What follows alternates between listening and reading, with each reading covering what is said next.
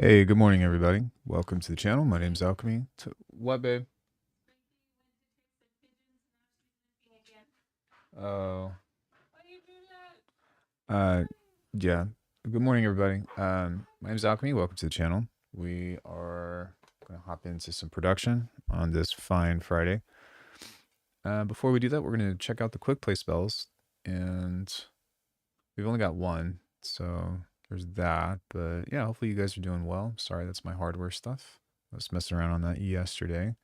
And yeah, we're gonna be making some drums today, making some bass sounds, and maybe making some more leads and all that. Just building a repertoire of things to use, so that way when it's time to start writing again, I'll just hop right into it. I've been messing around with the hardware a lot lately, and I've actually been surprised at how much further I can get with the right setup with stuff.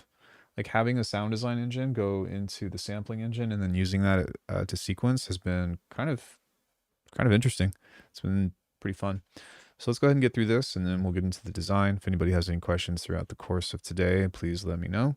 But other than that, I hope that you guys had a good week and TGIF.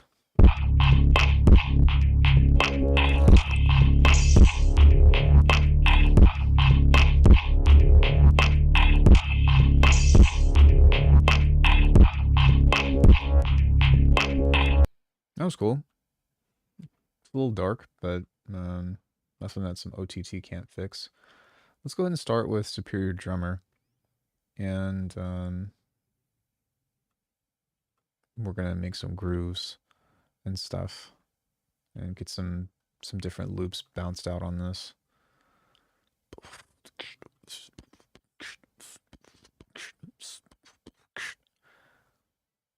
So let's go ahead and start with some kicks.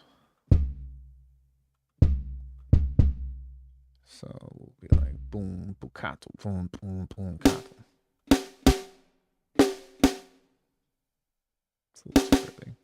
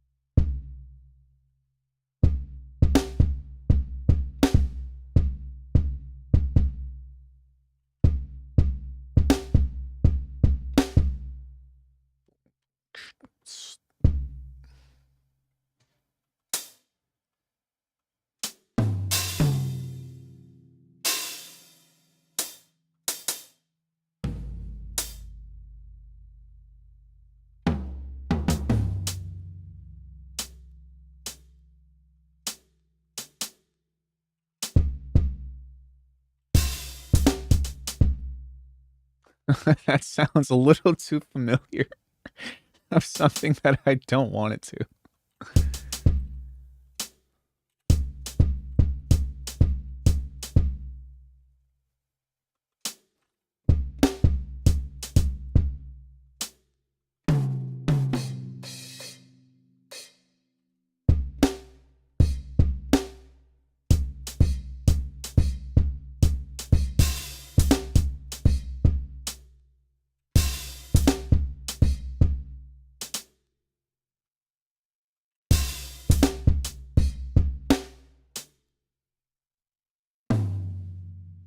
It sounds like shit right now, but just give it a sec.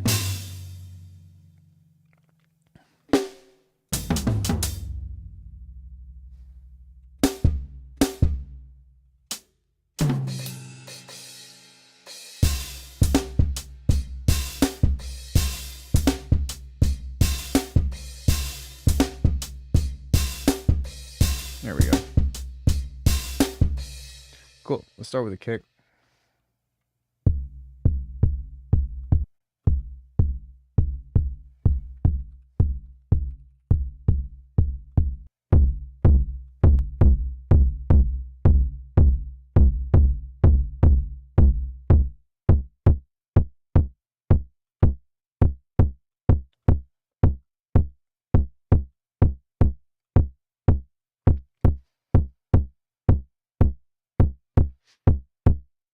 Come on. Does anybody else have Superior Drummer 3? I've been thinking about maybe investing in another sound pack, but I don't really know what it would be.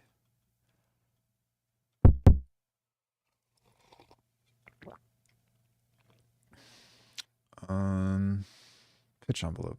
Here we go. Whoa, what just happened?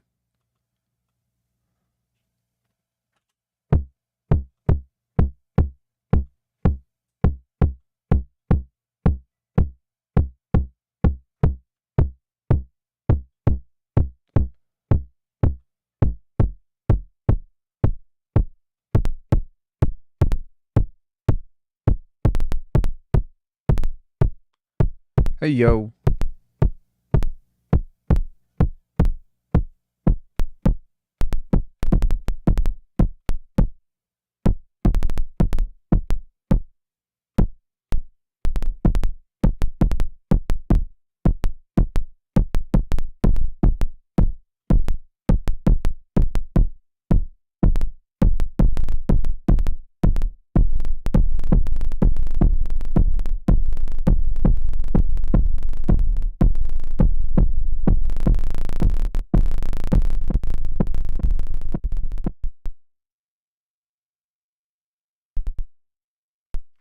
All right, this thing is tripping out.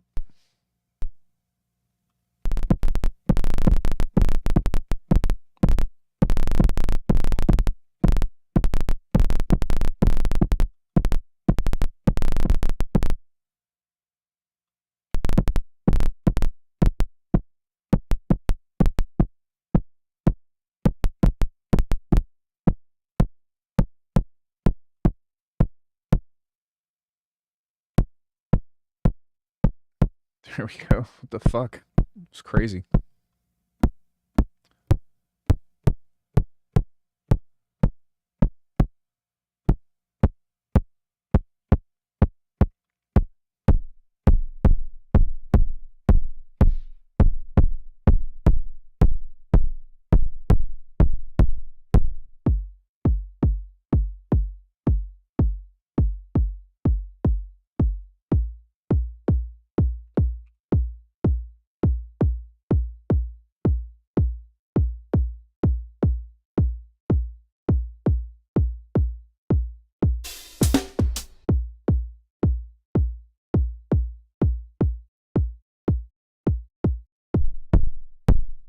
Yeah, it's all kinds of fucked up.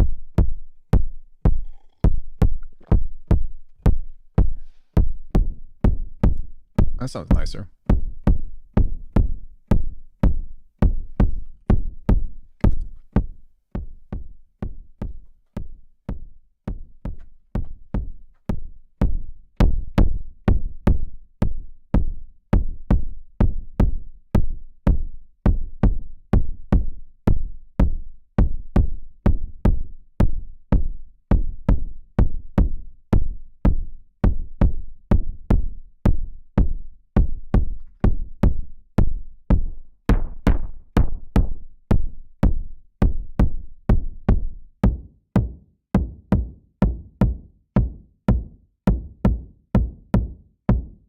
There we go. That's way nicer.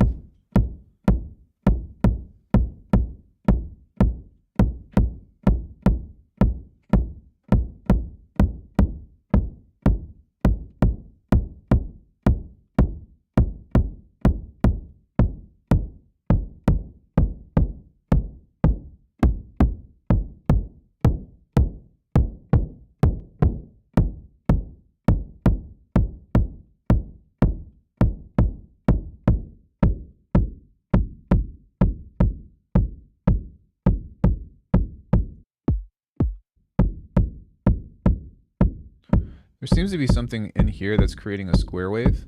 I don't know if y'all can hear it or not. I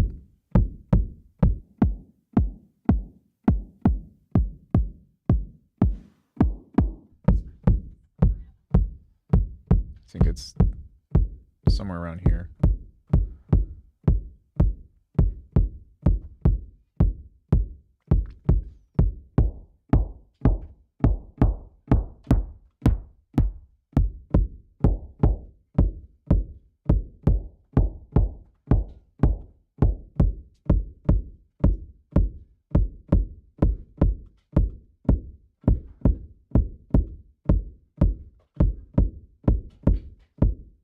Yeah, that sounds nice.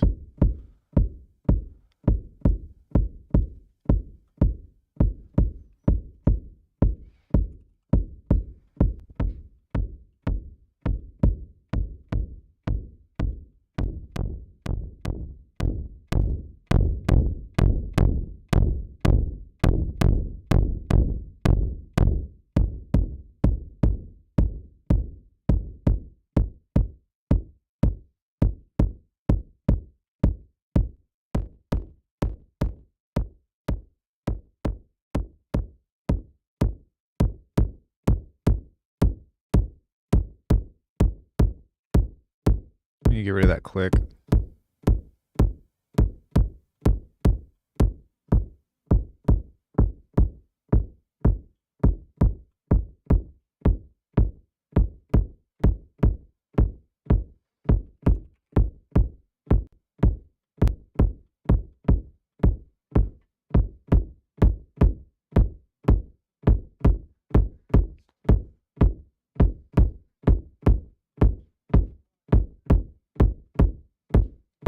Okay, so this is hitting at like minus 11. I want this to like hit a little bit harder.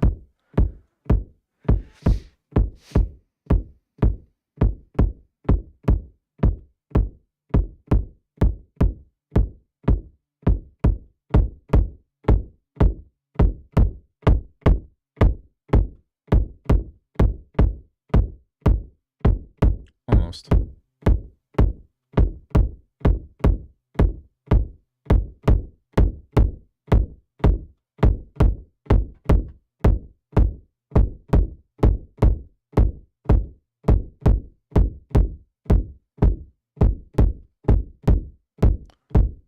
A little bit better.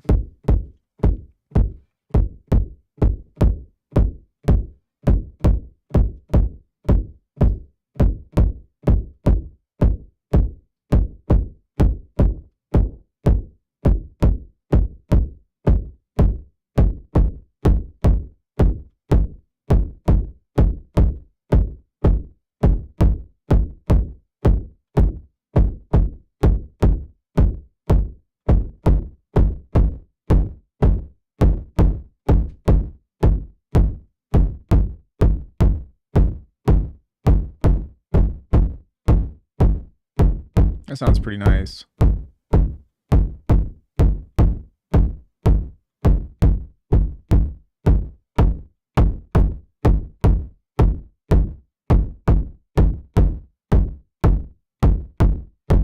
I think that this thing right here, we're just going to give it a little.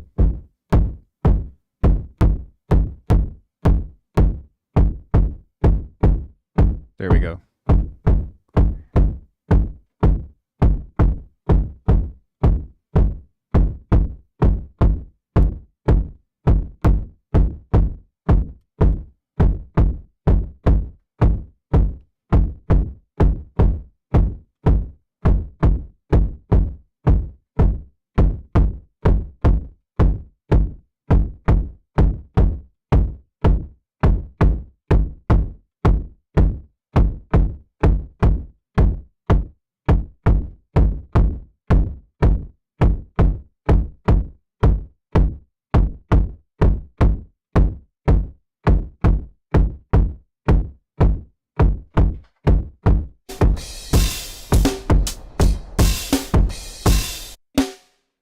Okay, now the snare.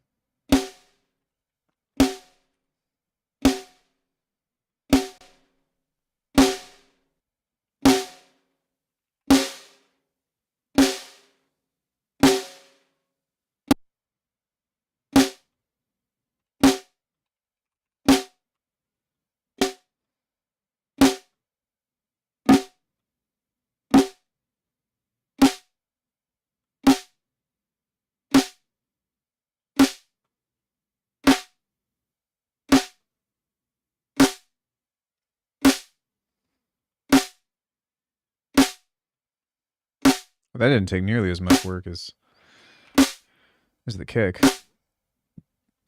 Do I prefer to use fuse compressor for OTT? Yeah, I do.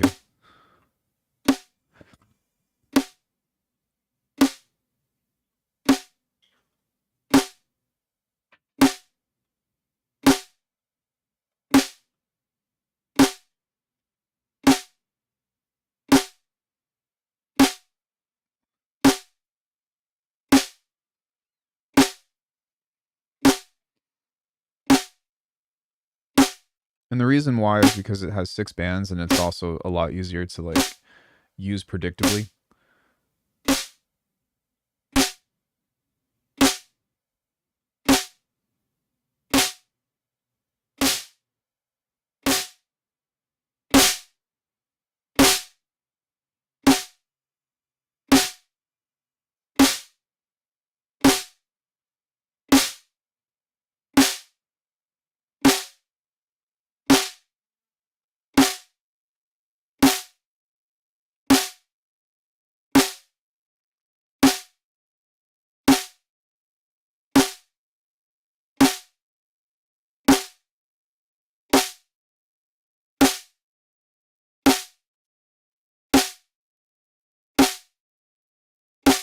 There we go. I'm just moving it a little bit away from the fundamental because I want it to I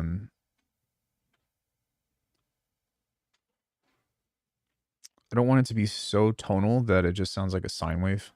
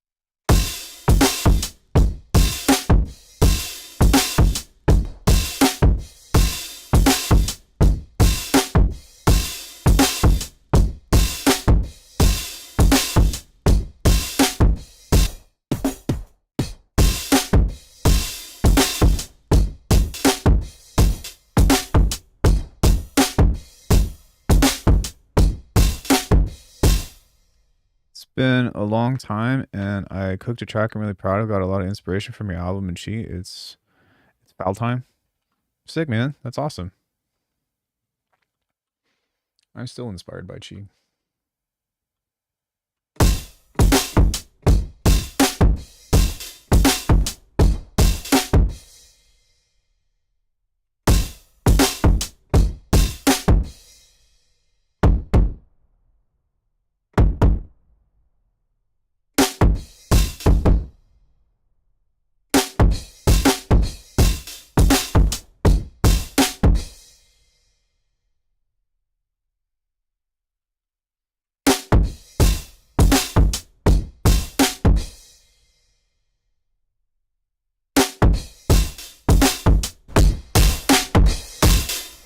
Oh my god.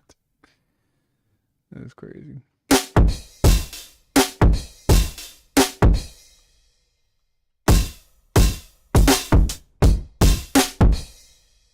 Okay. So the kick is a little overcooked now that we're throwing it all together. And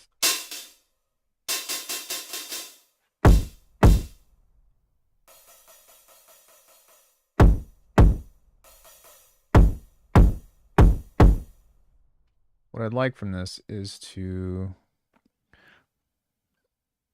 like, the idea was so simple and arrangement was kind of simple too. Only issue is not reading good on large systems and want to play it live, and that matters a lot. Just fix your low end.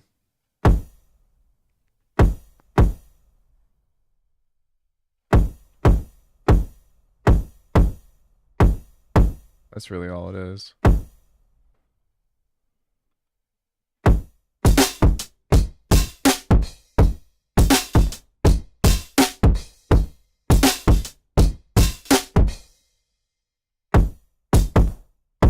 There we go. Okay, so now I can bring this back up.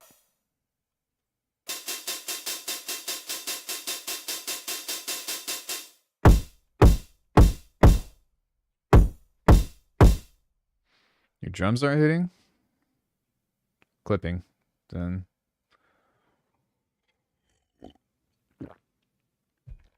clipping would be the thing.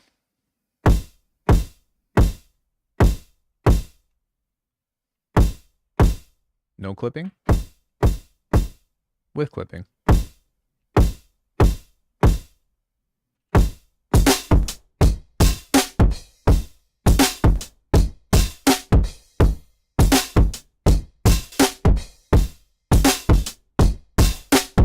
No idea, bro. You're just going to have to figure that one out. Not answering those kinds of questions today. Not from you, anyway.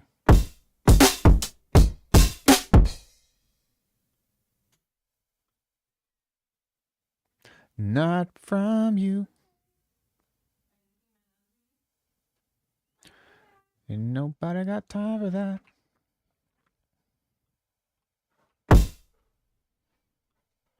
Nobody got time for that.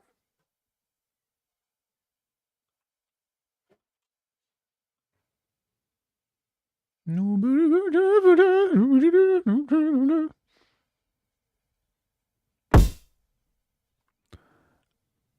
Oh no, what would I do?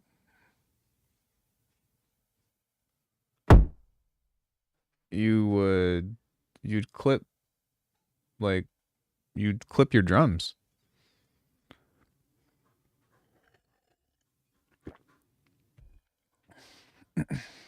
Clip it and limit is the motto. Like, you can get really loud drums just by using a little bit of saturation, a little bit of clipping. You don't really need that much compression. The reason why I do it on a lot on this stuff is because what's it called? Because they're technically quote unquote live sounds. And so I'm pushing the dynamics through a very small threshold so that way I can turn everything up at the end. But like, look, should have had a V8 for breakfast. You've got a kick, right? Ja?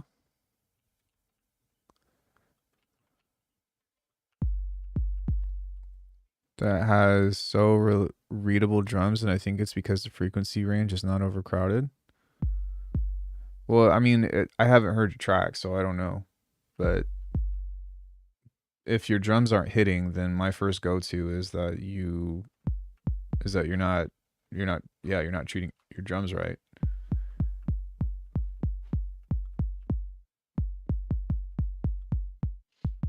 So look, this is tiny, right? Got a filter.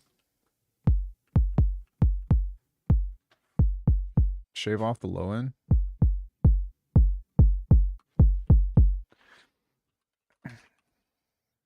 Use something like a compressor plus if you're using stock effects. You see that right there? We don't want that. We don't really want that weird. So we're just going to round that off. Turn up the ratio a bit. And every compressor is going to behave differently, so that's really important to remember.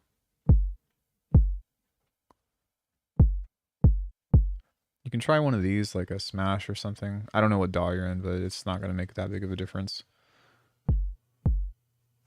Let's try a smooth. Cool. Now, if you look at this, it's so quiet. Oh, you're in Bitwig? Okay, then yeah, here's your chain. I have a video on this. Hold on one second. Hello?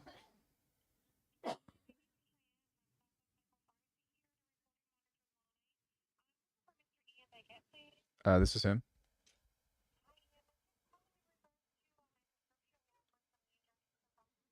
Mm-hmm. Yes. Yes.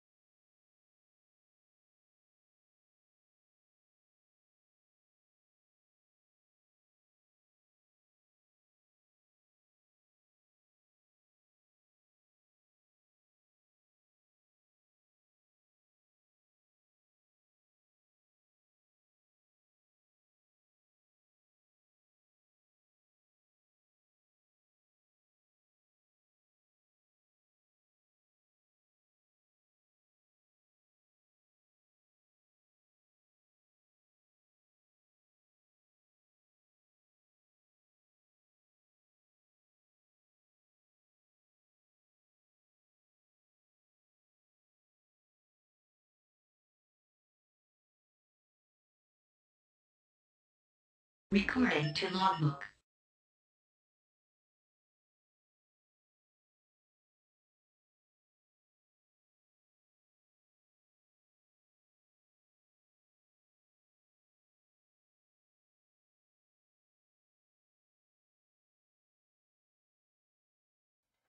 Okay, sorry guys. That was my insurance company talking to me about my knee injections that are coming up. I was talking about something. Oh, right, making kicks. So, yeah. I mean, this is just an 808, right? And this already has a good transient, and something that's important is listening or looking for the waveform. But once you have this, you can just smash a clipper onto it, turn this on.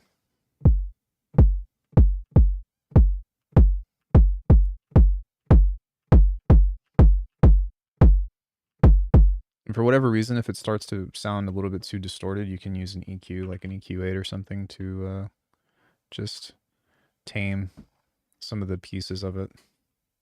So just use like a high cut, a soft one.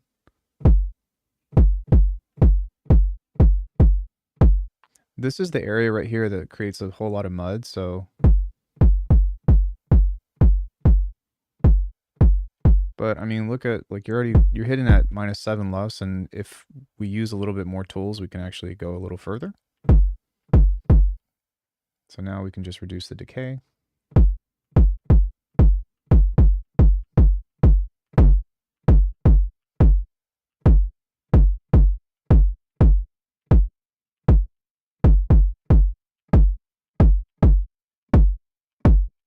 There's so many kicks within this, like, that you can,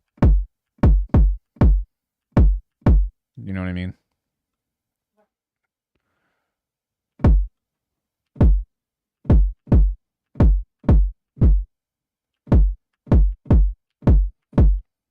Yeah. So, makes sense? Just off of one tiny little thing. I've got a video on it.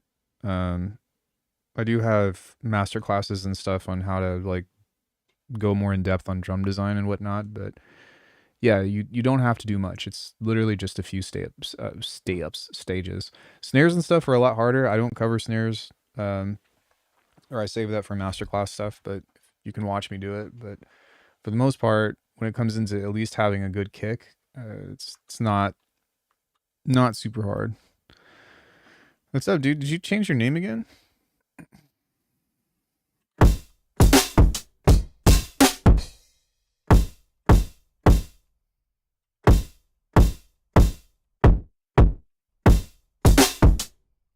Me? Never. I know your name.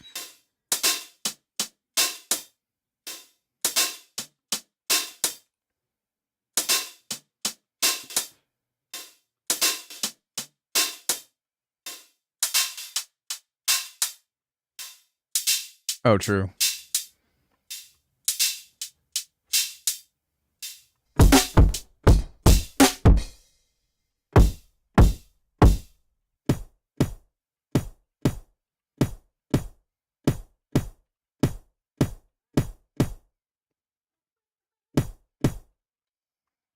Use some disc tube on this. Just make it nice and crunchy. Take out the low end of that as well.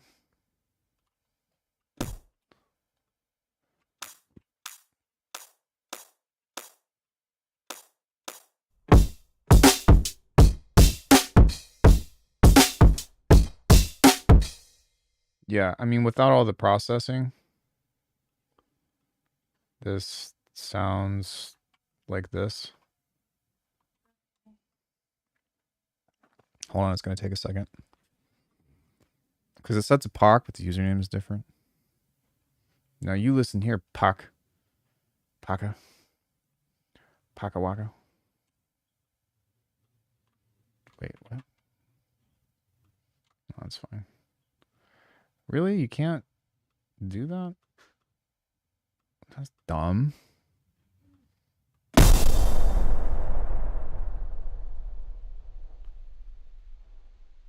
Is there stuff on this?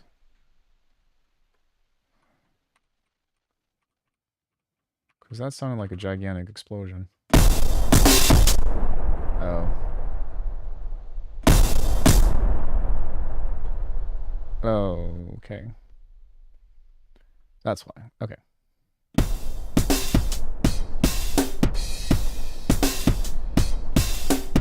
Yeah, there's still something on here that's making it do that.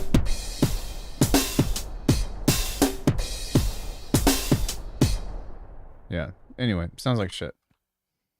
Let me turn this back on.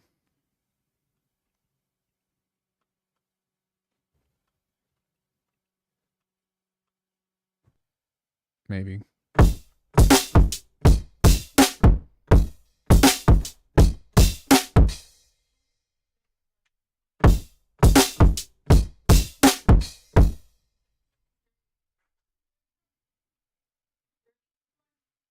Pretty nice.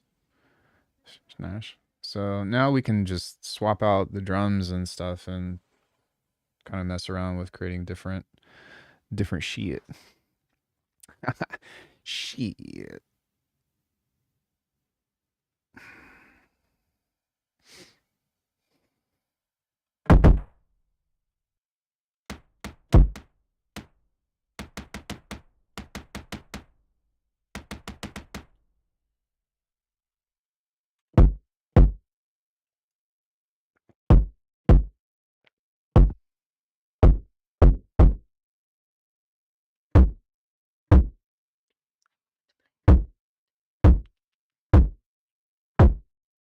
What do you mean?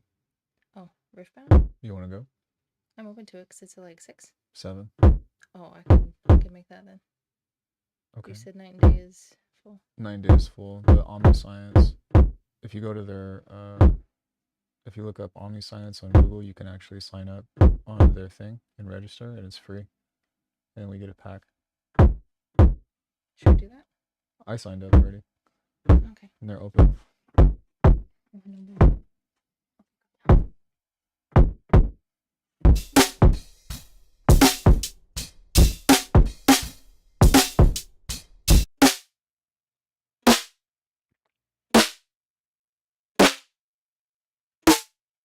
Ooh.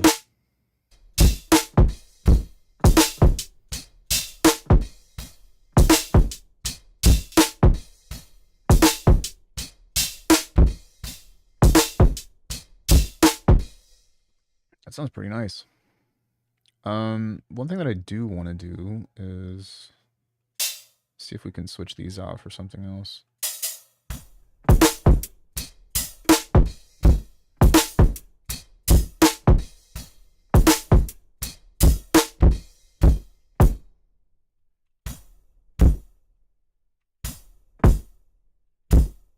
For whatever reason, though, that kick isn't firing every time.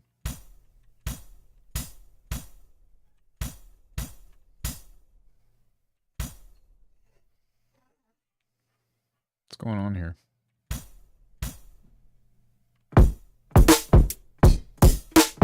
There we go. The threshold of the gate was not high enough, so we need to go in. But yeah, some nice little punchers there.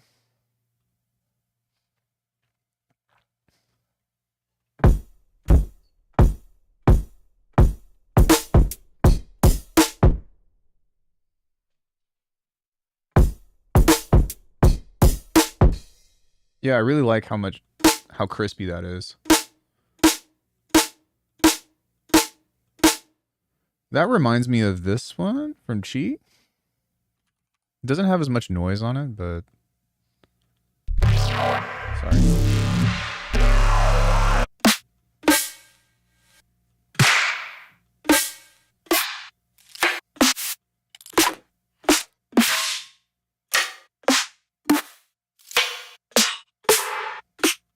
Maybe it was this one, but it has a lot more tail on it.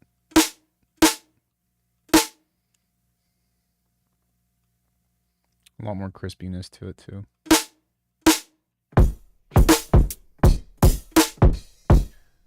But I mean, for the most part, these are pretty dry, and I think that it's better that way because they're a lot more malleable when you're trying to fit them into a track.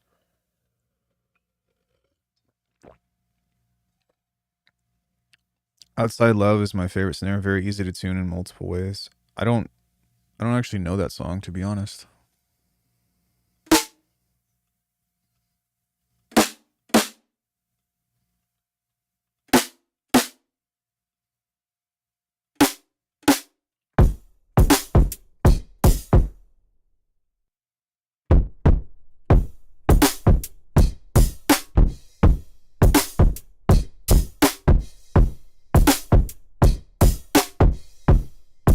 This is actually really good, like DMB kick.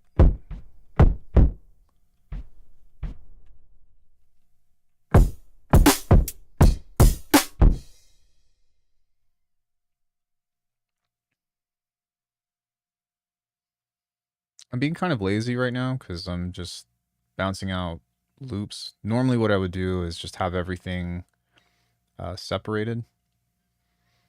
But what I find, if you put into a track, you kind of have the entire mix shifted to support it. Not if you do it right.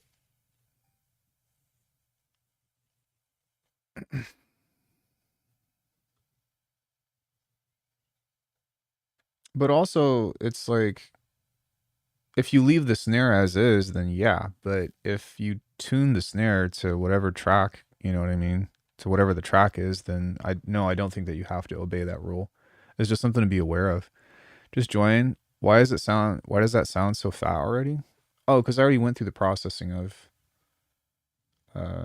making the snare to be what I want it to be.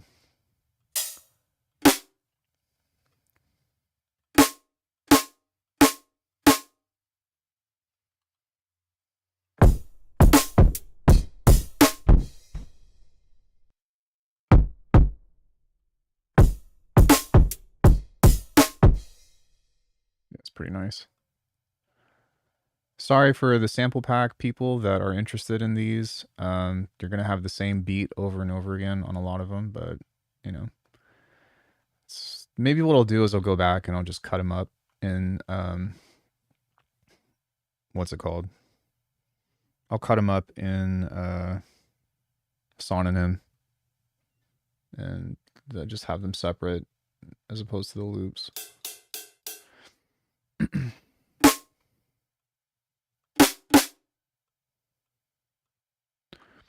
Bit of a side note, but nowadays all the modern deep who have fully synthesized drums is kind of flabby. Well, not me. I do my own thing.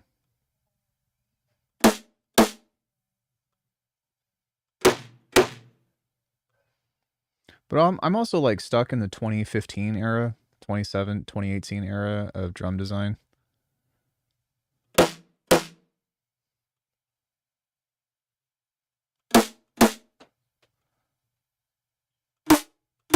Like, it doesn't get any better than Disprove. Ooh.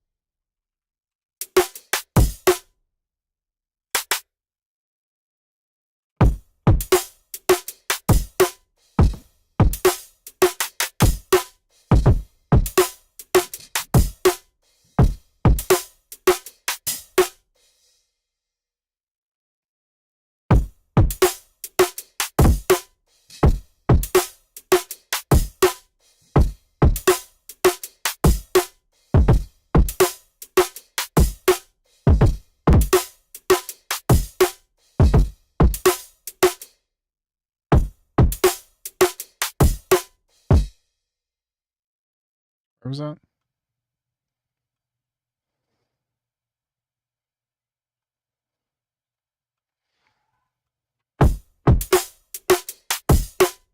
Yeah, cool. Got what I wanted out of that. So now we can make some other drums. But that was the peak drum design, man. Ever since everyone has been using the same white noise with the 330 sign on top, it's been over because we don't snares that sound like they're going to kill you. Well, I mean, it's just, it's just a different nature of the sound now, and that's okay. People want different stuff, and also like drum and bass has really pulled into the foghorn type of sound, and I just don't really care for it. Yeah, of course.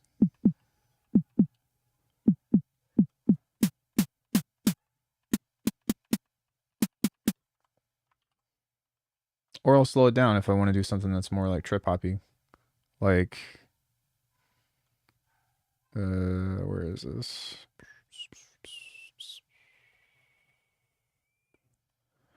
This one?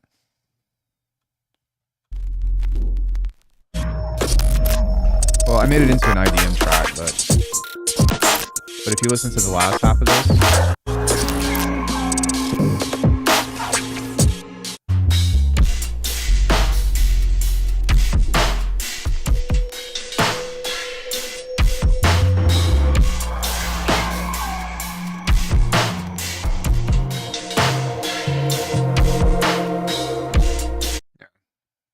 you can do a lot of stuff with it. And that's why sometimes having it as a break is nice. Or sometimes I'll just export shuffles, just like and whatever, just for the sake of having different things to work with. DAW time stretching doesn't add flavorful artifacts like hardware. What are you talking about?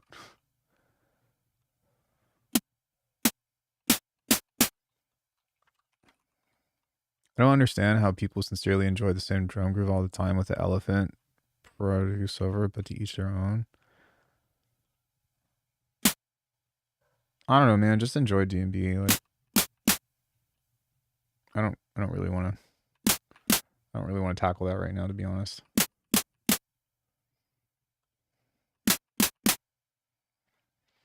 When you time stretch and it adds artifacting and color. Yeah, when you time stretch in anything, it adds artifact and color. It might not be the same, but it definitely does it.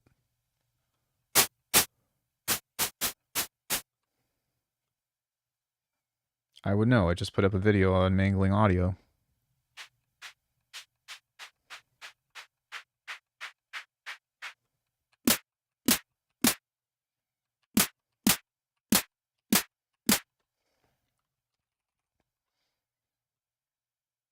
Be right back. Calling the gangster party line. Need to talk some shit about modern music. Producer ninjas. Classically trained. Huh? No? Someone was talking about calling the gangster party line, but for music production. Corey was like, "Are you mocking me?" I'm like, "No." Because she's classically trained. It's pretty funny, actually.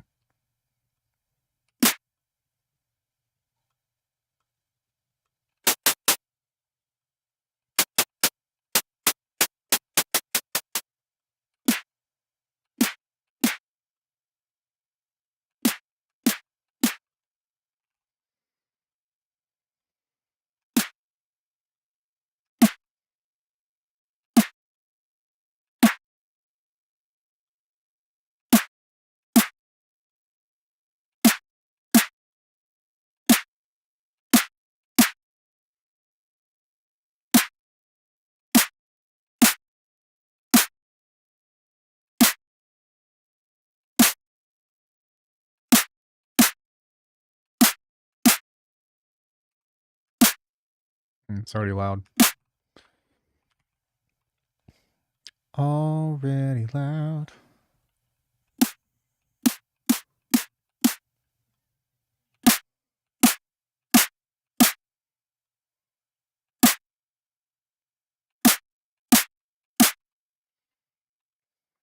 Let's get some crunchiness over this.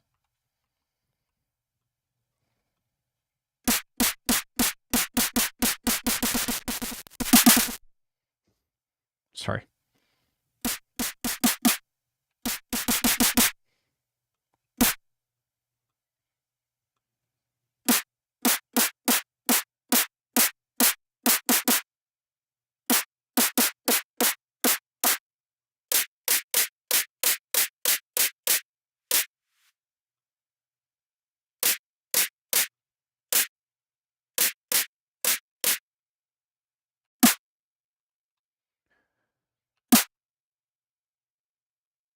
Um, yeah, but that's, well, kind of. I mean, that's why we have the peak controller in, though. So, like, I'm pushing it really hard just until the point that it's breaking, and then I'm backing off of the mix. So that way you're basically fattening up the RMS of it.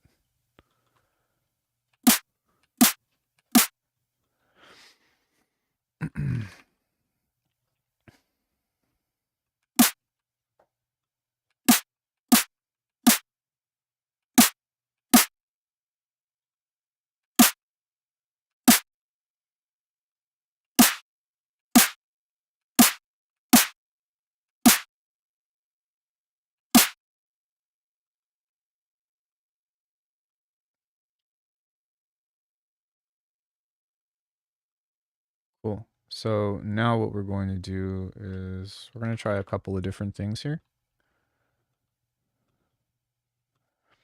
I'm going to go into sample pack that I just did.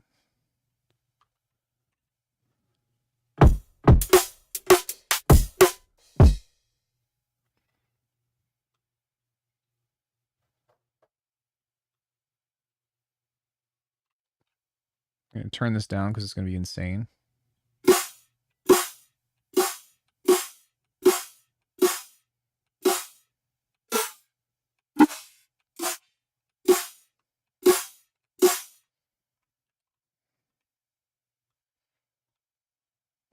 And I think I'm going to run it through the distortion as well and just turn this down.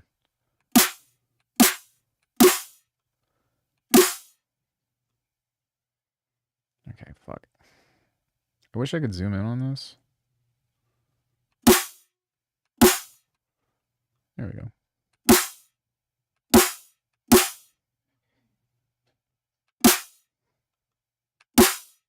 Actually sounds pretty good.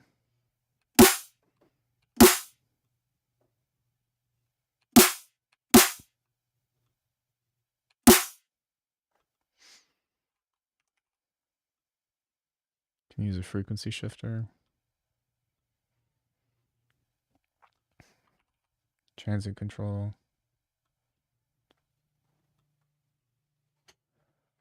Just a little bit. Just a little bit.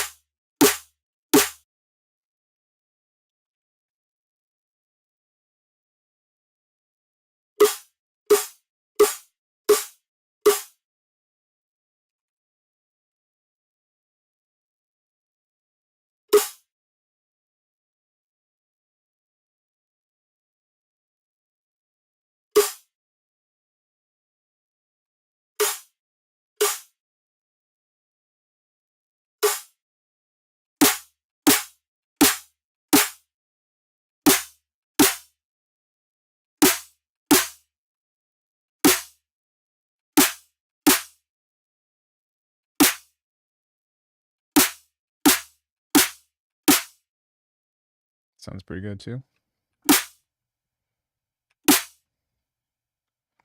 It's been a while since I've made like tonal snares, so I'm just taking some time to make some of these guys. And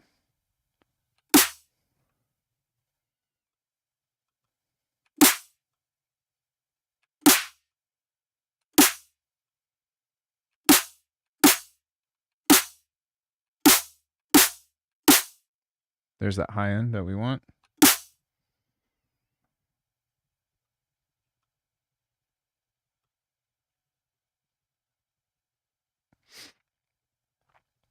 Go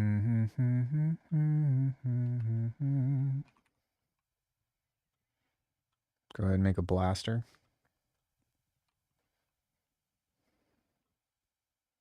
You'll see what I mean.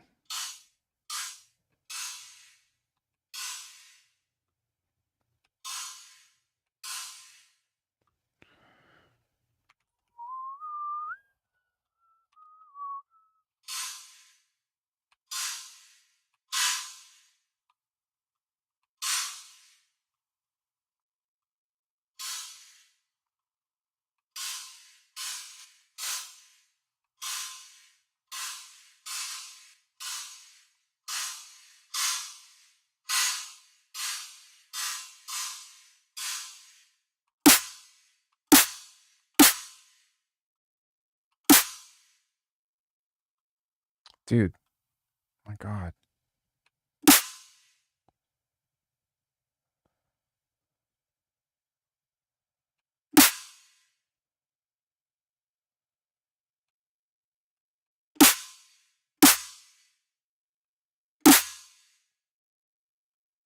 Top filter just does not play well with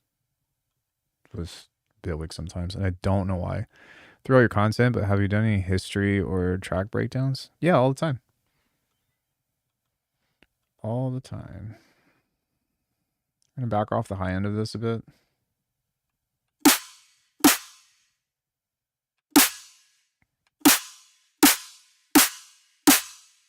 Now we're gonna push it through another like this. Another filter. We're gonna back off of this.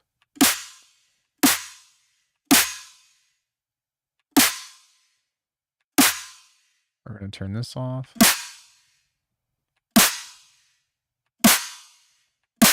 And then we need to just balance this to where we want it to.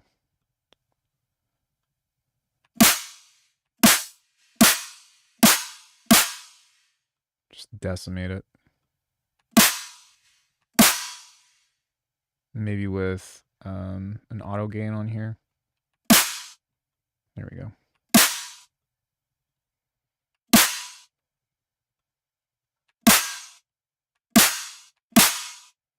What I might even do is reinforce the fundamental again.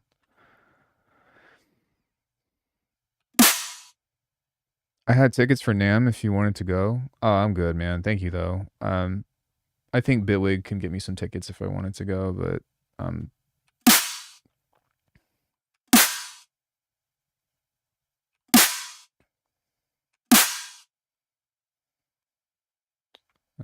oops. Now we're going to grab another one of these. There we go.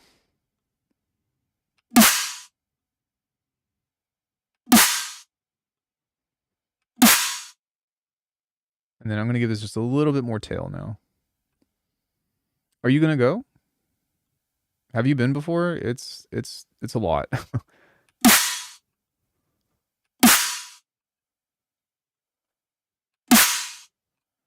There we go. We did the thing.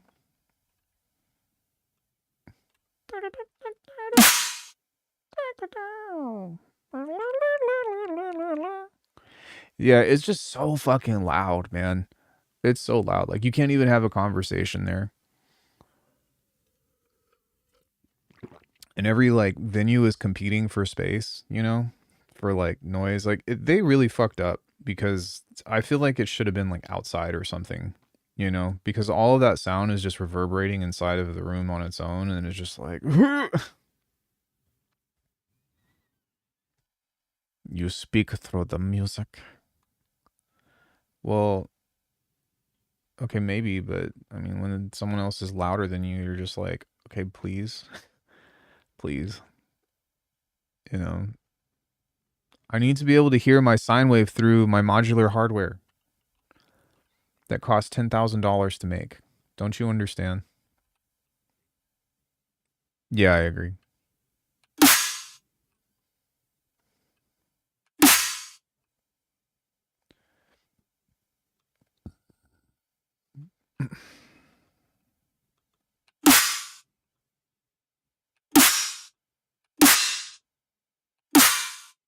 Ooh, that's dope.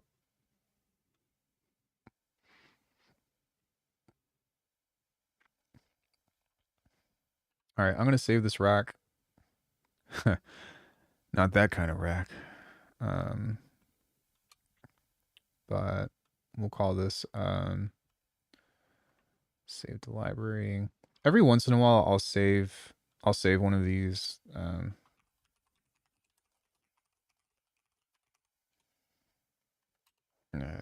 January 26th. Or, well, let's do 2026, because I'm not going to know what the fuck. Yeah, like, I don't... I have so many sound design recipes at this point that I start forgetting shit. And so every once in a while, if I remember, I'm like, man, I haven't made that in a while. I try to just go through and do something like this to where...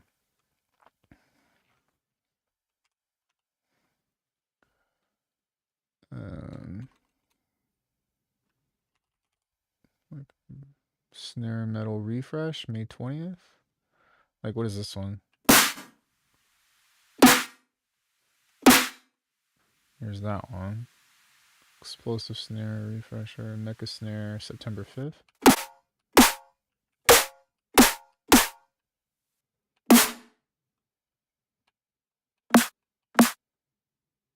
Respectable snare, stream snare, blow up snare. Yeah, which should be a relatively similar process, I believe. Pro R2, EQ, the glue, fuse compressor. Oh, interestingly, I only did this once. Oh, wait. Transit control, convolution.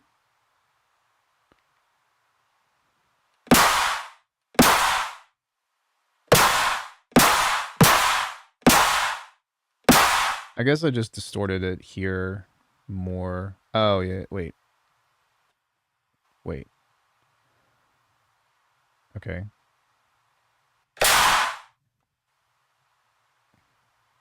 Did I even distort this? No, I cheated. I pulled the transient or the tail out of that. That's one way to do it.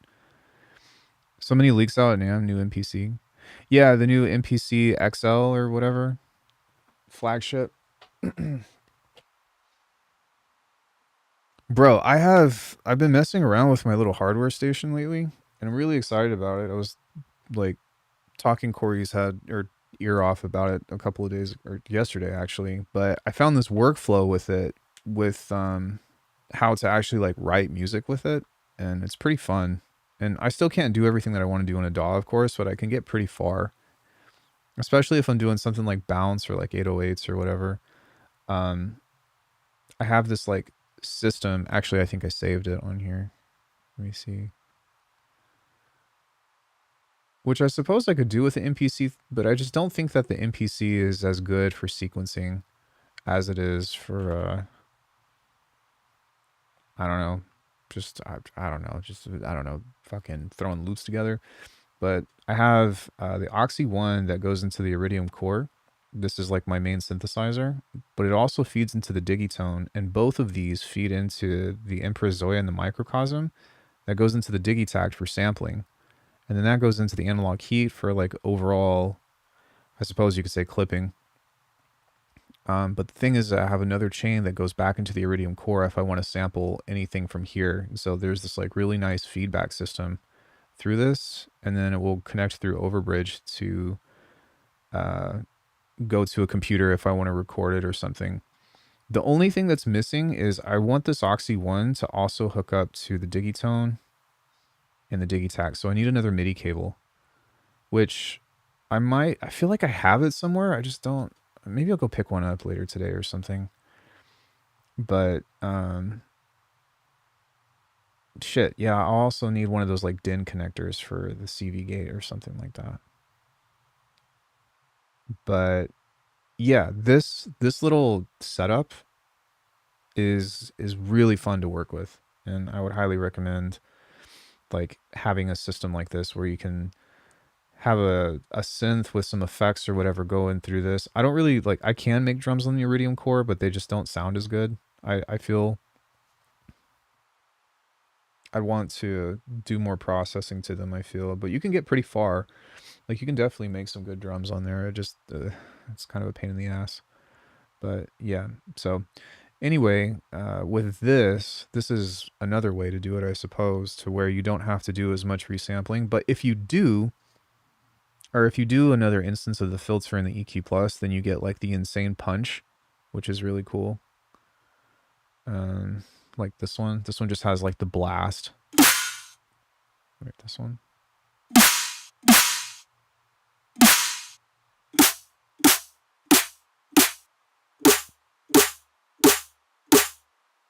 So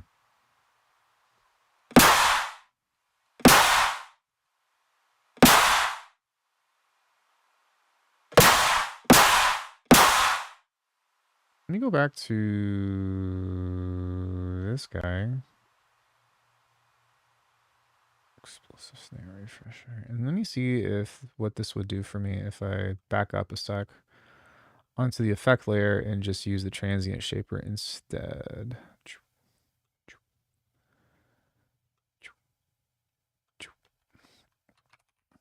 Because maybe that'll pull that out in a more distorted way. That'll be interesting.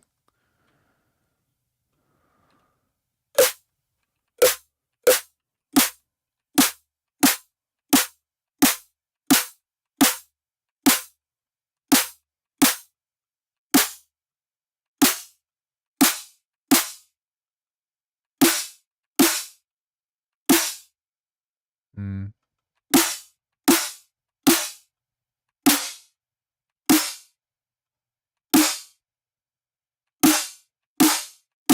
Yeah, so it depends on what kind of sample you use. That really makes a difference with this.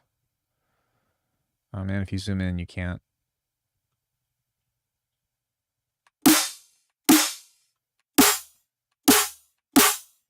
So even with this, you still need something that's going to extend it. So maybe if we did this and just turn this down or backed off of it. No, that's fine.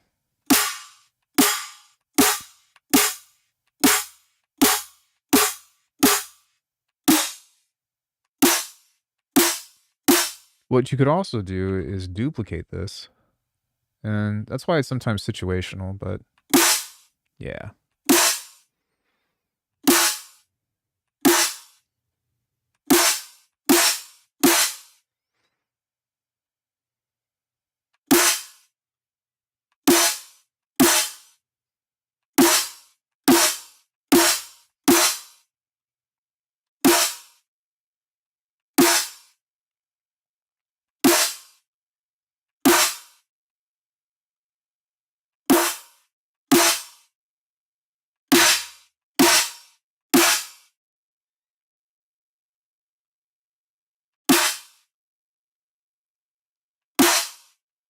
Yeah, you can still get the smack of it a bit. But it's not quite as prominent.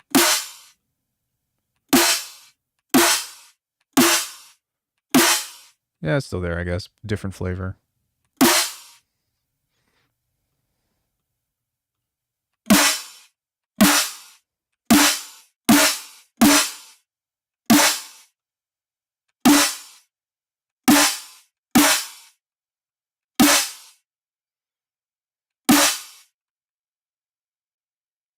But because it's going into the loop and it has that symbol, it's still like, how would you say? It sounds like there's something else happening before it. So I think in this particular case, just doing it with the filter EQ is the way to go. Well, it still sounds nice. It's nice. And maybe in this case as well, having like an OTT over at the end or something would make more sense too, because it's going to help control a lot of that stuff and squash it. Another day, another banger. I'm not actually making music today, I don't think. I don't have the time. Like, I need to go in a couple of hours, so.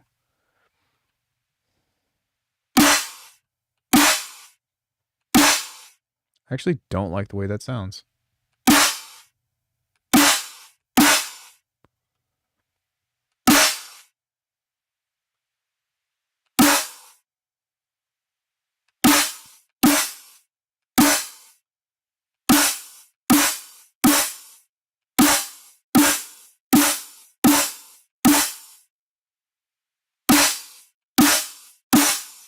That's okay, I guess. Holy shit.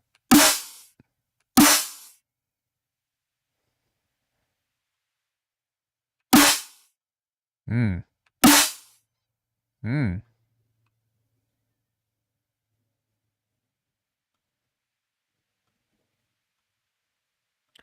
Interesting.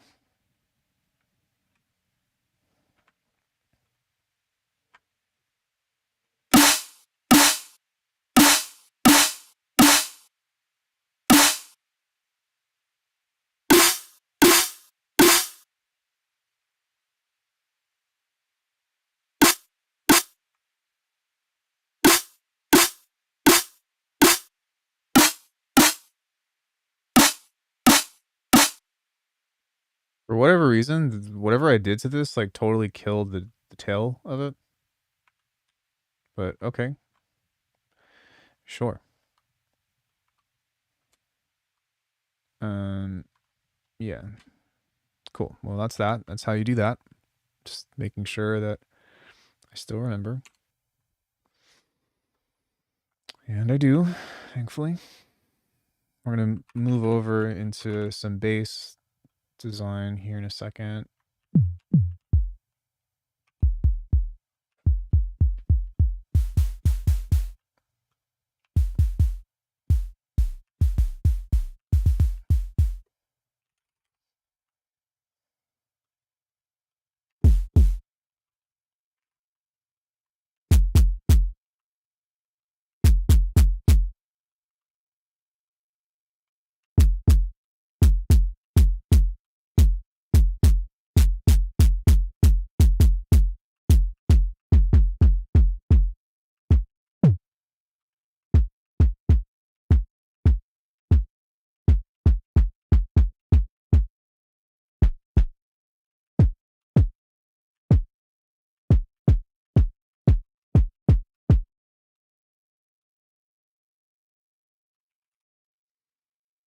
Mm-hmm.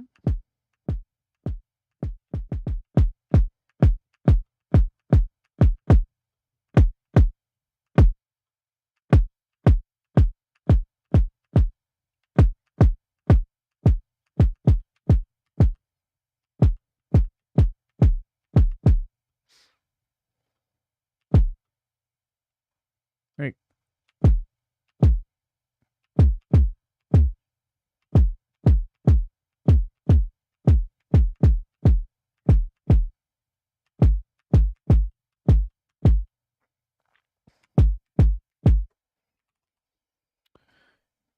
Dish tube.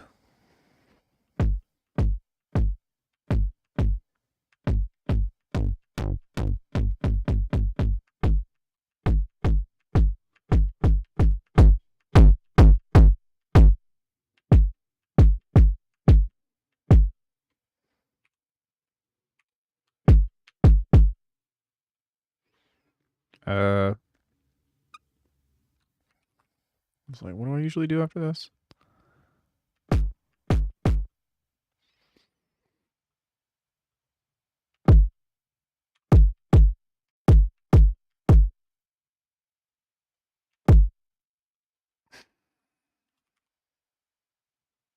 Seriously, like, the clipper for Bitwig totally changed the game.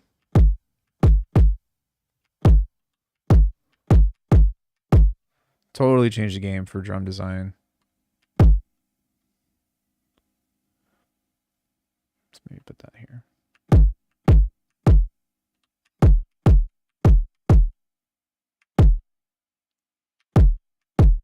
Not usually, no.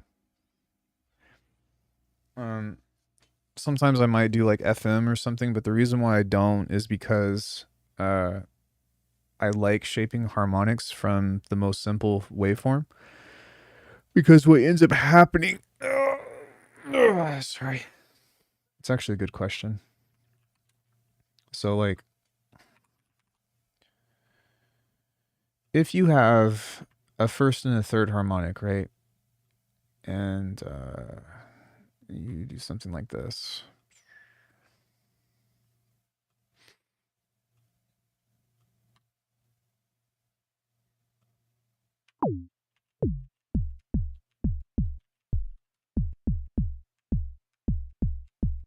Like this is already optimal because you have a first harmonic, you have a third harmonic, and what this is going to do is create a super warm tone right around here. But when you have a saw wave, and let's say like you low pass it, you've already got all of these other interfering frequencies to have to carve through. And so sometimes it's not really ideal to do that. You can though, just in the same way that you can do something like making a kick out of noise, right? But you just have to think about it differently.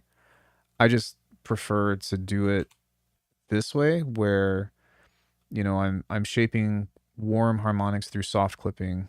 You know, these harmonics, which I would still say is relatively warm, it could cross over into hard clipping, which will switch pretty easily. But this is still giving it like warm processing, and the fuse compressor is just trying to pull it out. So that way it has like a you know, it's something that you should feel as opposed to necessarily something you should hear.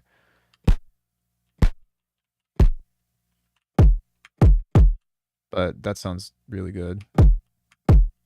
The only, yeah, maybe what I will do though is I'll add some texture to it.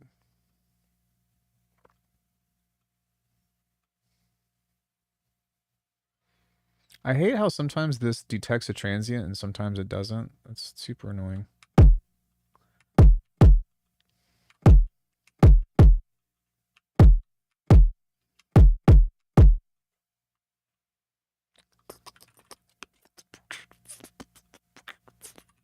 Mid-side.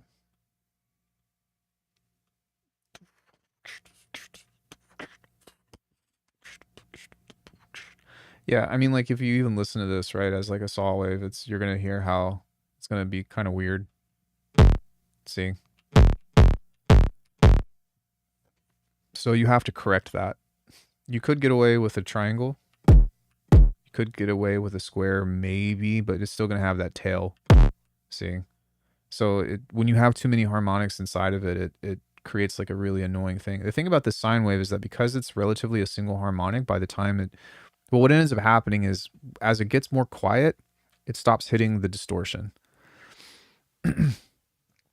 Especially because maybe not this,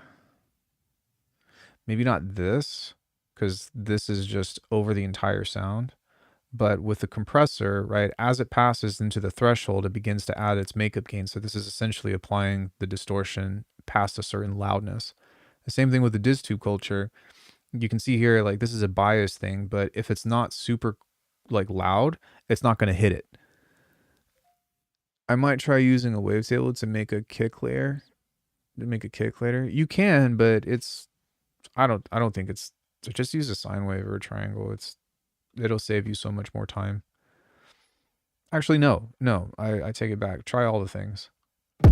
Like I have to get creative actually now that you mention it with FM if I'm trying to make kicks on a digitone because I don't have all of the distortion shaping options that I would prefer. So I have to have some kind of harmonic head start. But even then, I still don't get stuff nearly as precise, I would say.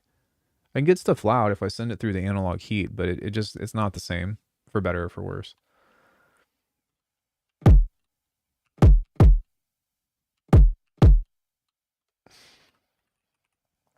So this has no side information. And so what I do on this is I just turn this to like 1% and turn this up all the way. And so now this actually has a little bit of stuff to bite off, which is nice. So we can send this through a short convolution layer, which at some point I'm going to go download some Foley or some shit, because that would be really nice to add some texture to.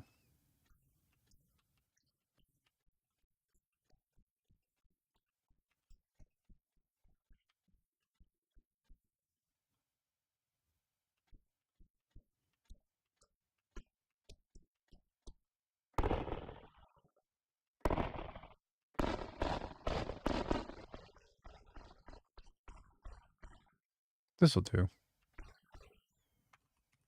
Send it through a regular distortion here.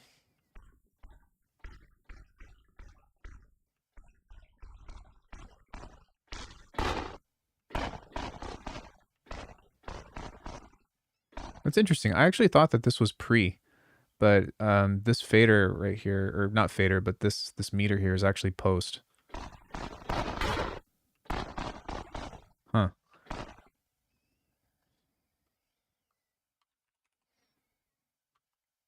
Learn something new every day.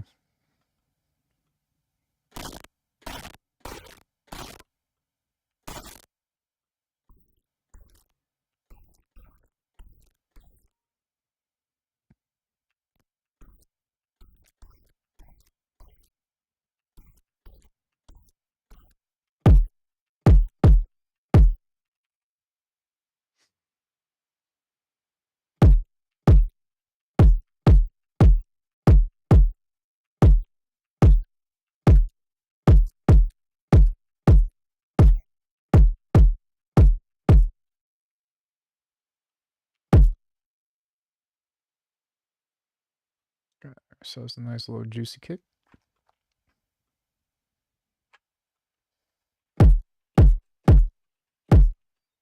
And there we go. You could always do more to it as well if you wanted to. Like, one other thing that is fun sometimes is to have the mid-side layer, but to also do another pre-convolution layer, post, chorus, I suppose. And throw another kick in here that's like an acoustic kick or something. So we could do like that same, maybe one from that sample pack that we made from earlier today.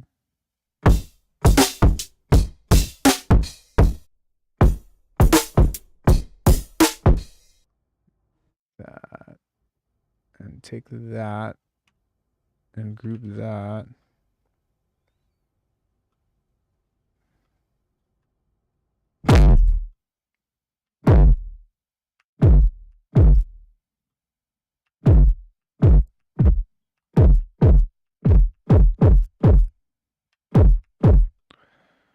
We'll have to EQ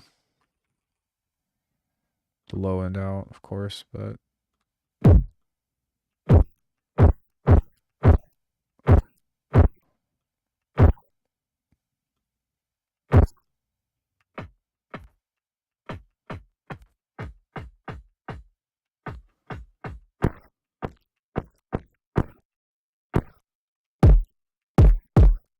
so if you wanted to create some other interesting texture, you could do it that way too.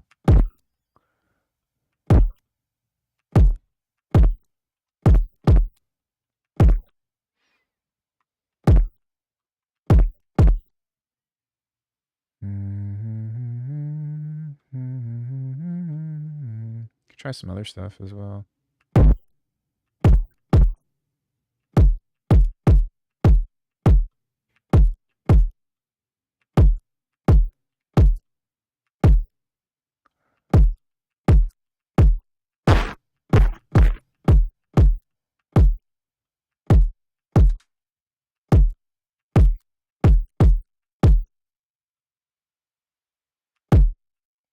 So if you wanted some, like, you know, crazy, like, crunchiness,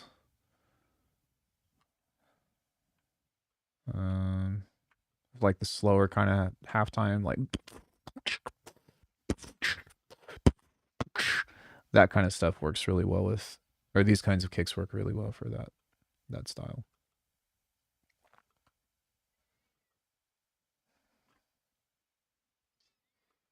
Yeah. Yeah, boy. Save. Texture kick. 126. All of those sounds are saved in my rolling sampler library, so I don't worry about having to keep them.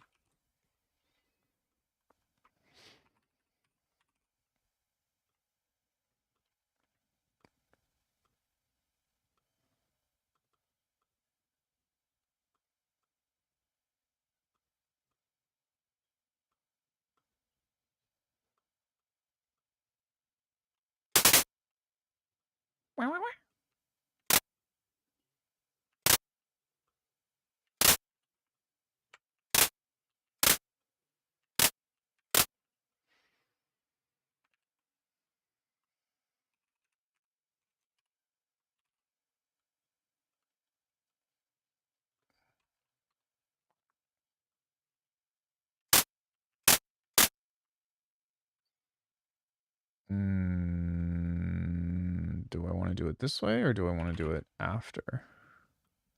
We'll see. I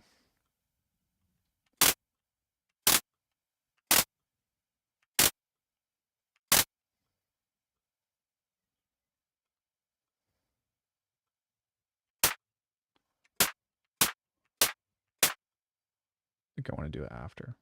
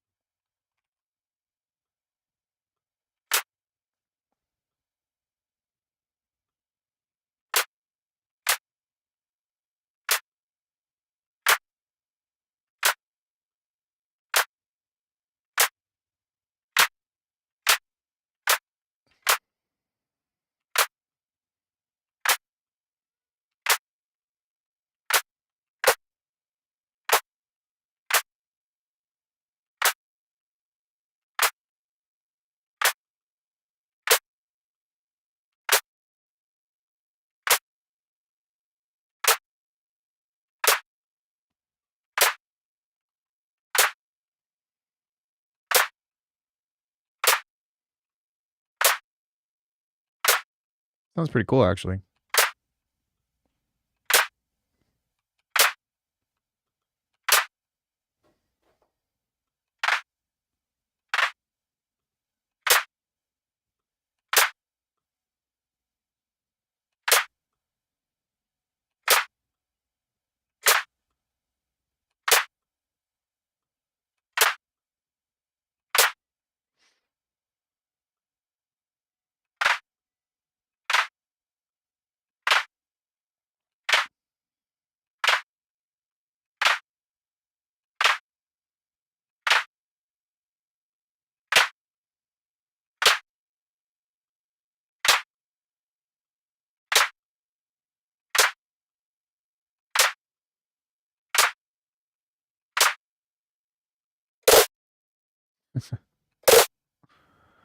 Okay.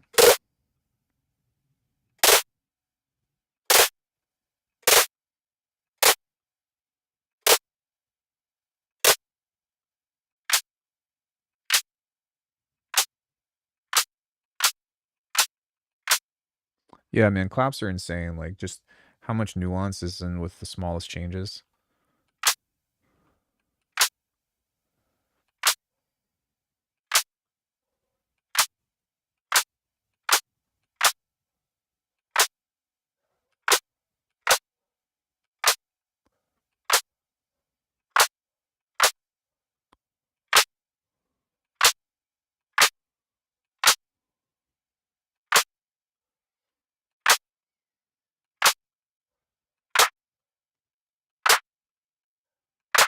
I actually like that a lot.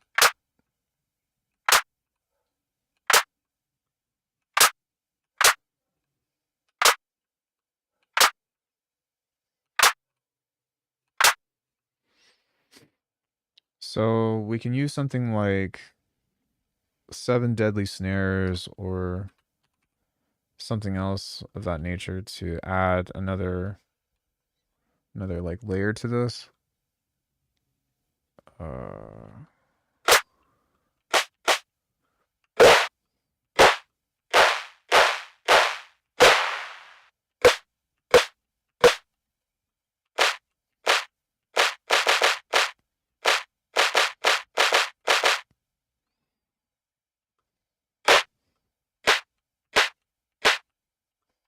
Yeah, true.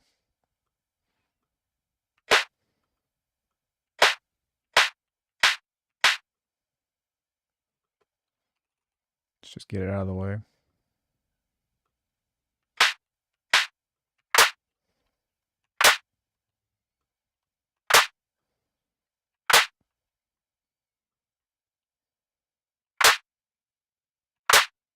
Sounds pretty good.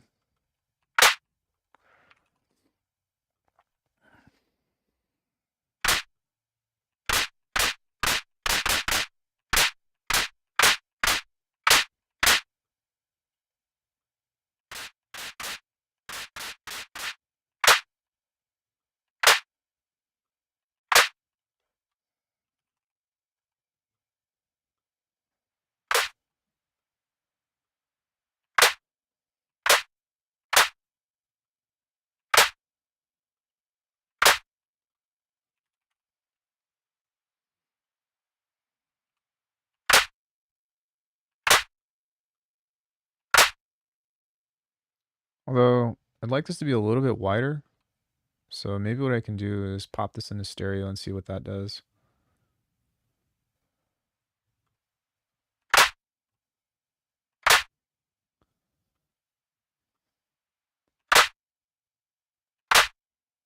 Mm. Yeah, we'll just do it the old school way. Let's give it some other kind of weird texture.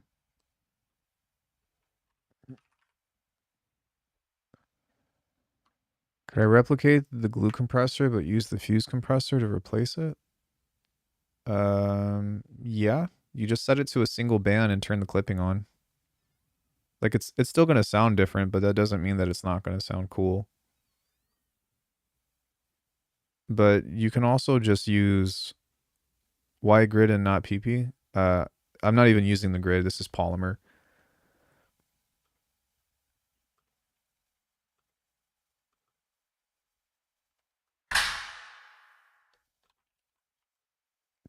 But to answer your question, this is just so efficient. And also the envelopes are way snappier. And also, Bitwig's stuff is modeled after analog. And it's just fat. It sounds so much better on this. Although I will say that Faceplant does have a couple of advantages to some cool stuff. Yeah, just use it on a single band.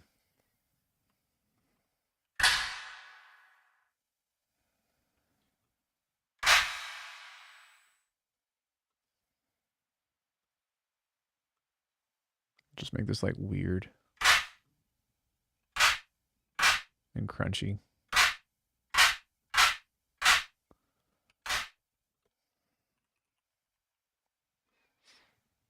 Give it that crunch.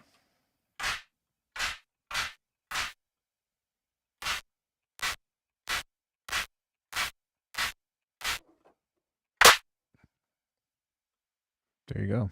Sounded great.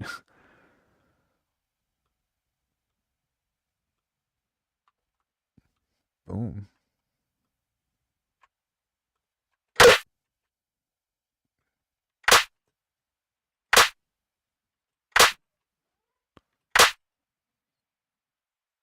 Yeah, polymer envelopes are snappier. And also the white noise in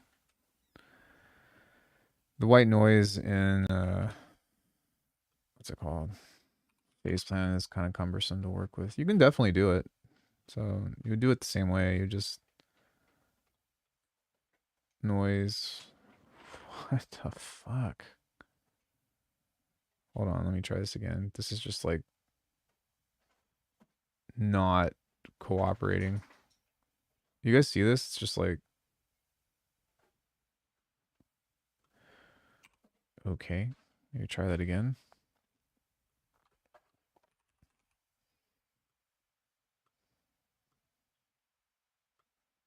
Nope, not working. I don't know why it does this. Every once in a while, it'll just like fuck up and start taking a shit. It does this with phase plant. It also does this, or kilohertz stuff. It also does this with fab filter stuff. It just, oh, god damn it. Maybe give it a second to think. No.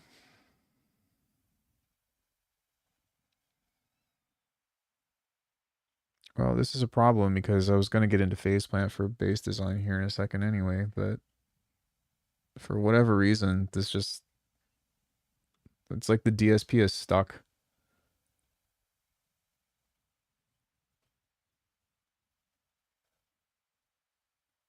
I don't really know why it does that.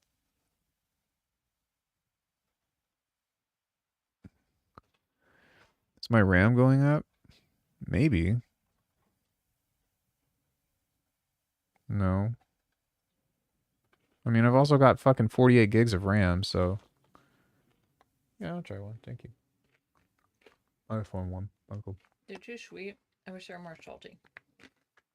Yeah, I really like the chocolate one. It's better for that. But frosted pretzels are so expensive. They are. I forget how much this was. $3, $3.50. Oh, thank you. Usually more poorly coated ones. Dude, Fab Filter is like the greatest coated plugin ever made. Well, not all of them, but most of them. ProQ, it should not be doing that with ProQ. But Faceplant, I could maybe understand, but like I said, it just, I don't know. But even on stable versions, it does that to me. And I have no idea why. Damn, I should have saved that, or whatever. It's not that big of a deal. Okay. I got the ting.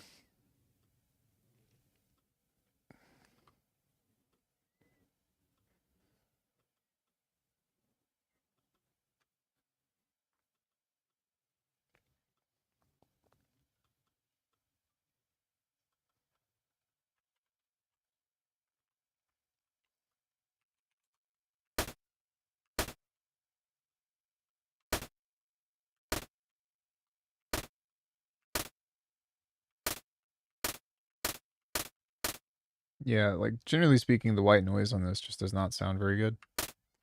It's just kind of like, okay.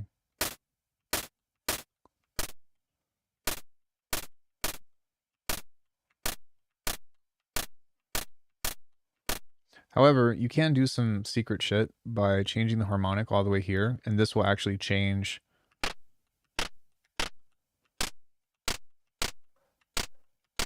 Which is interesting.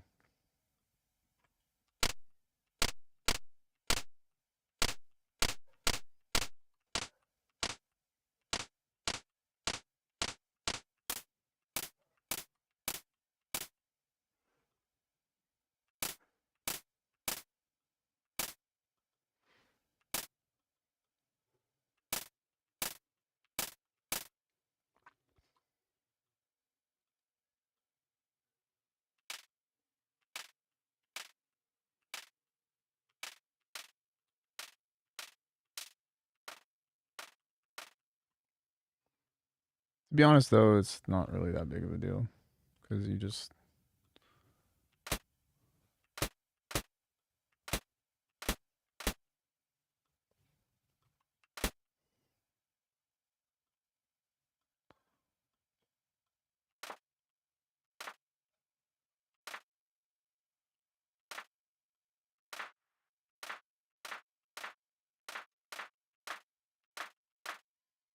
I mean, if you can get this far, then you can make a clap out of whatever.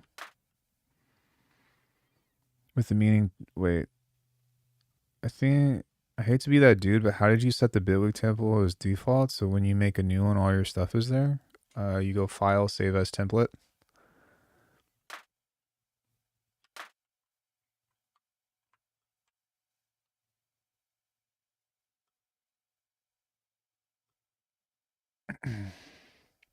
That's all there is to it.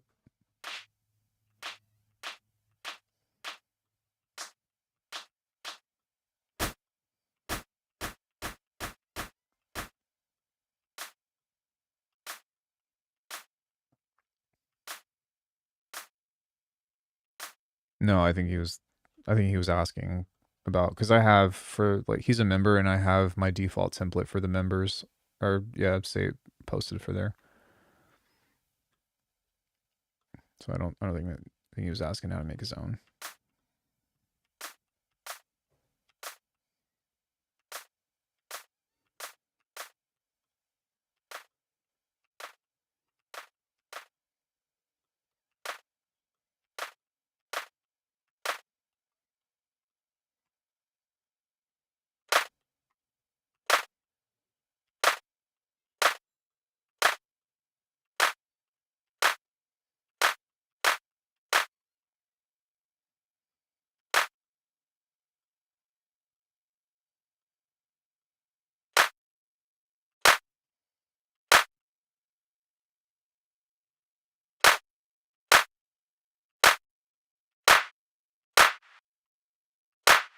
So, I mean, yeah, you can definitely do it in this, but I don't know. I like the way that it sounds in Faceplant better.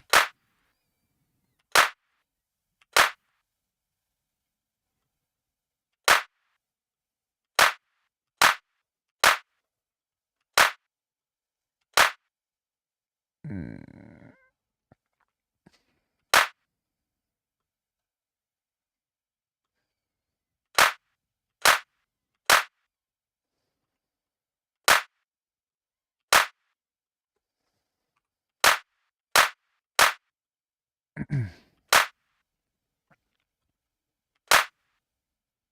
One thing that is cool about this, though, is you can have this go to lane 3 like this, and you can have a sampler in here. And then I would say there are some advantages to doing sound design or doing drum design in here. So like this, for example, is a really good idea, because what you can do is you can send this to lane 1, you can send this to lane 2. Lane 2, lane 2. You can grab a delay on here, turn the mix all the way up, turn the feedback down, and set this to like 30 seconds.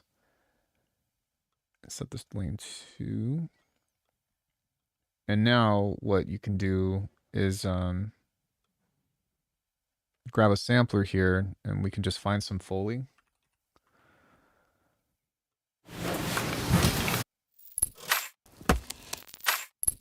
So something like this.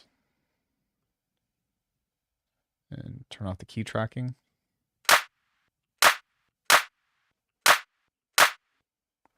Hey, Danny.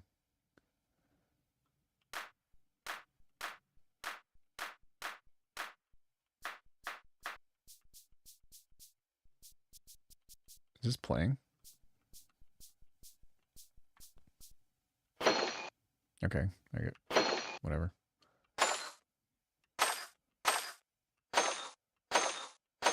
So now we can turn this back on.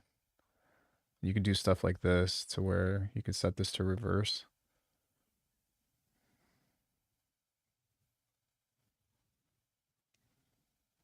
I guess you have to do it this way.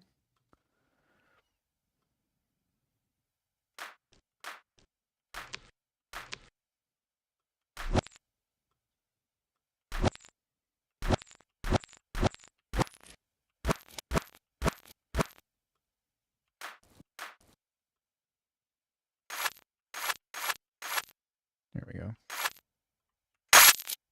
Ouch. And then you can do stuff like that.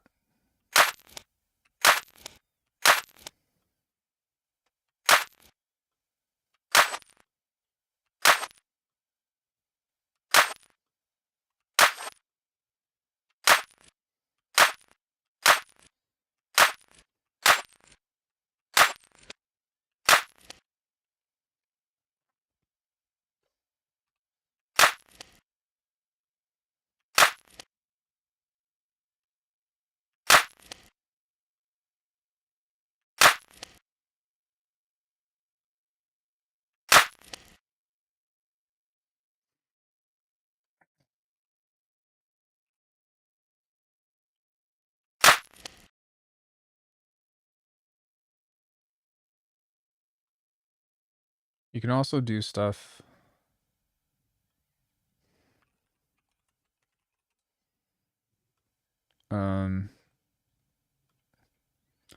like this. I'm not going to set it up. I'm just going to show you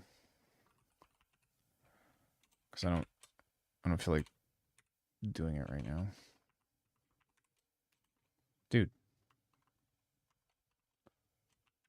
Oh my God.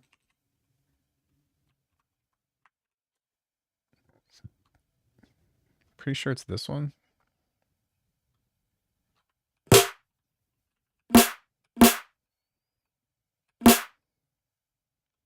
So this right here of getting this metallic tone.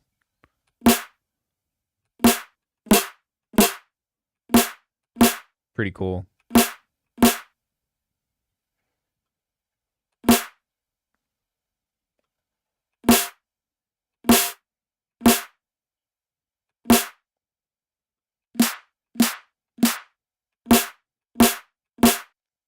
But even still, I prefer to do it with polymer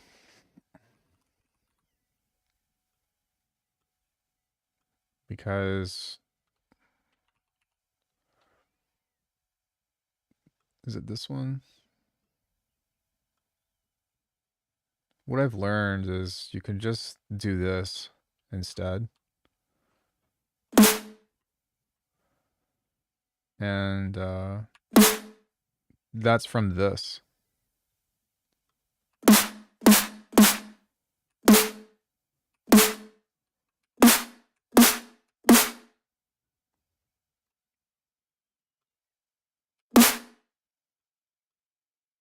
It's from these different comb filters creating these resonances,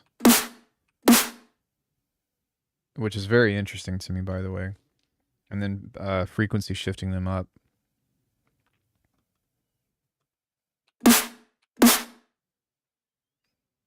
Is there a convolution on here? There is. It's at the end.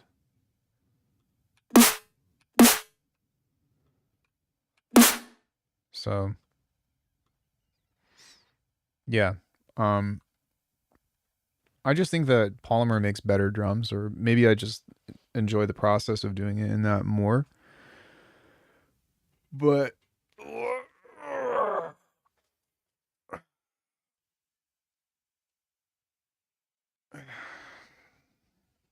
yeah, I don't know.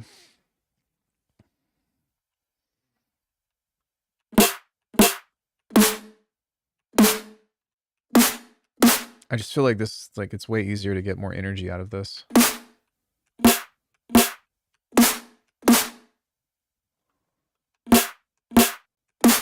This has like all of the layers of a thick snare that you would want, you know. I will say though that you could still do what I was talking about from before as well with the clap thing, which I'm going to do it in here just to practice.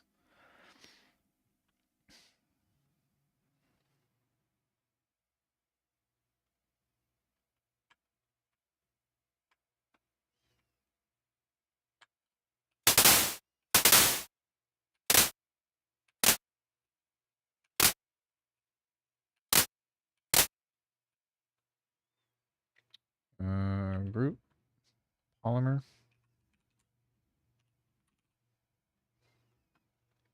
You get better like minimal claps out of phase plant, but I totally agree on drums probably just hit different. You can make them in realistic snares faster and easier in poly.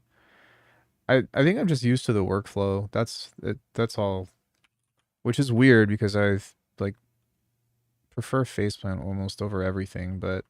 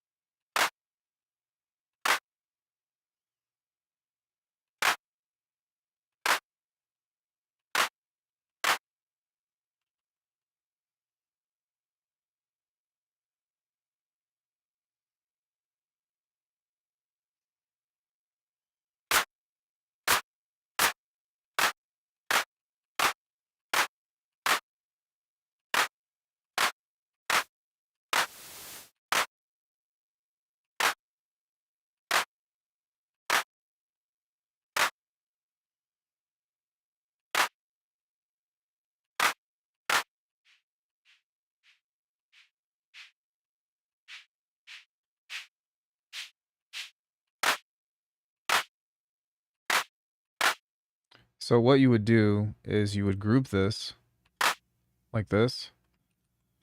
Then you would create a sampler.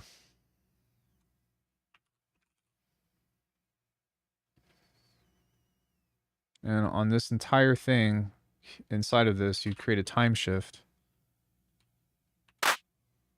Just like this. And then you can do the same thing with your Foley.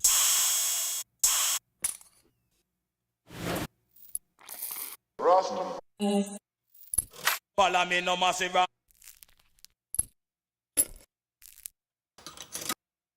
I'm hoping for something a little thicker.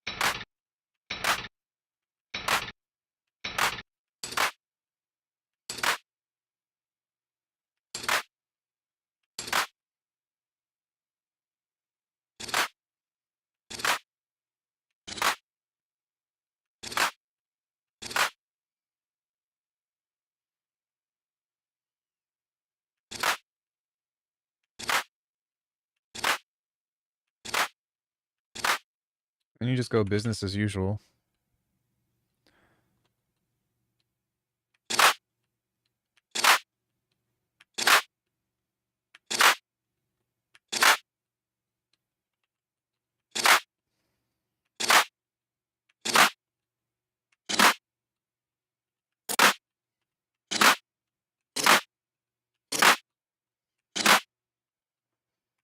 And just process the thing, you know, and do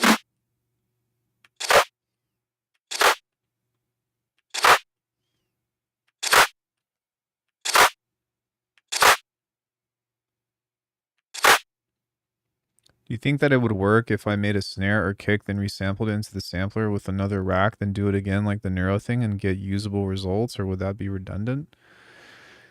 Sorry, what?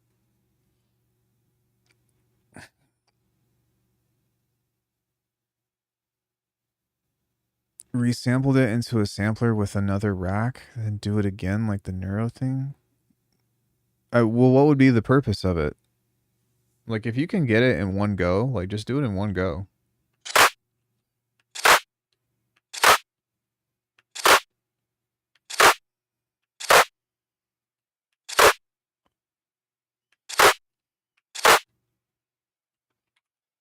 I mean, do what you want, but yeah, for me, I don't know. I'm the kind of person that's like, I just want to get to the music as fast as possible. You know?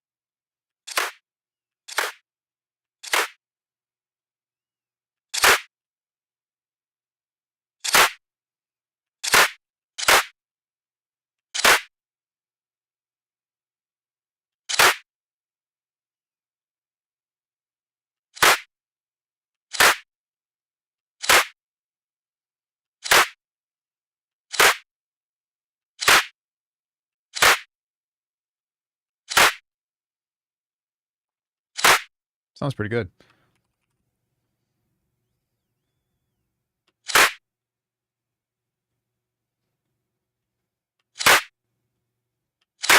The one thing that does bother me about doing this in Polymer is that the noise oscillators are free running, so you can't get the phase to reset every time. So you're always going to get something a little bit different.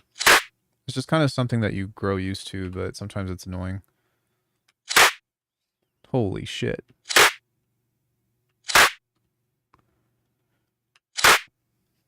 Okay.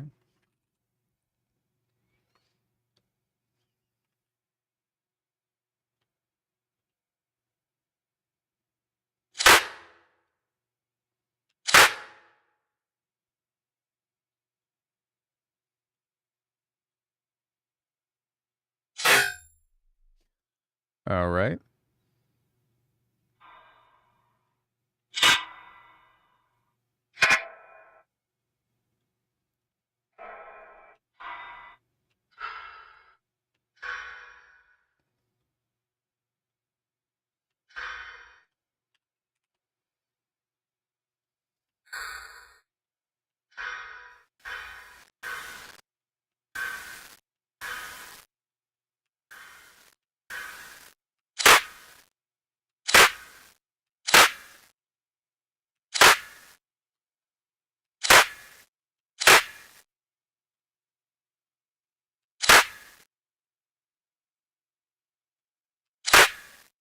Sounds pretty good.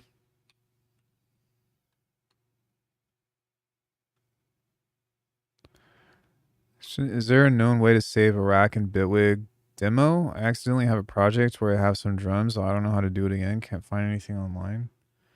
In the demo? No, I don't think that you can save projects in the demo or save racks in the demo. I would just take a screenshot of the individual components if that's all you got.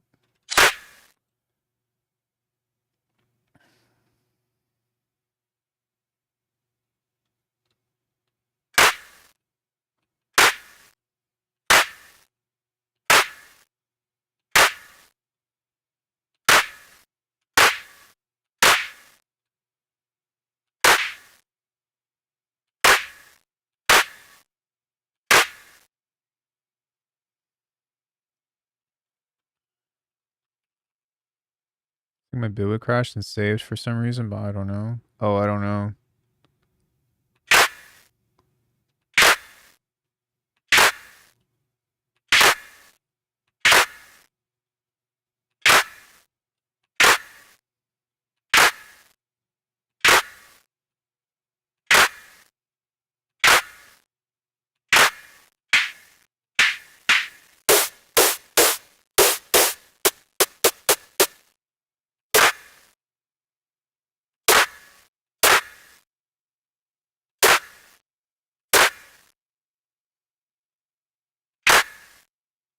That's interesting.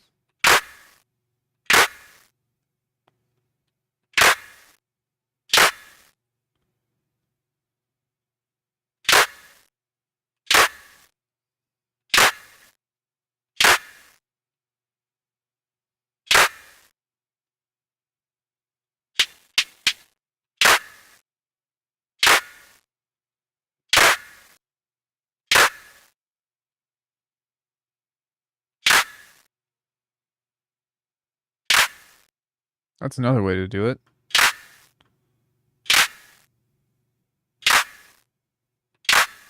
Although it makes it significantly more quiet.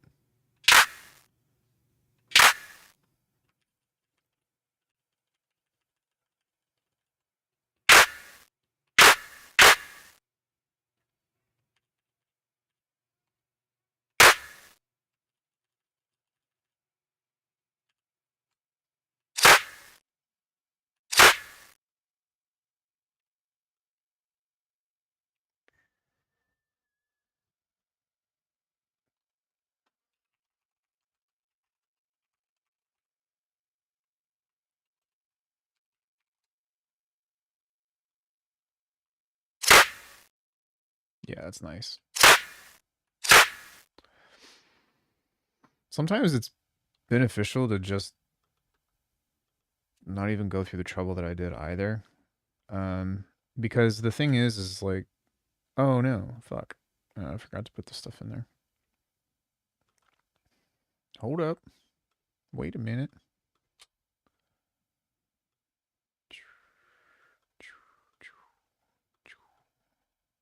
Yes. There we go. Really like V9. This is great.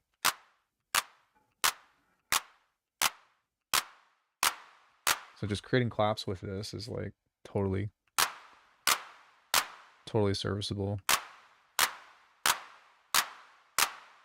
Although it's a little bit different. The thing with this is that I'm pretty sure that the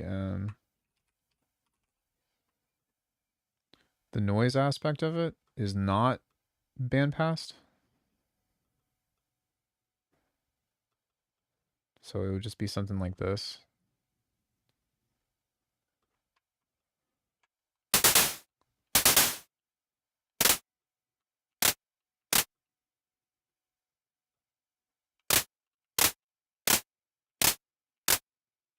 Oh, maybe it is.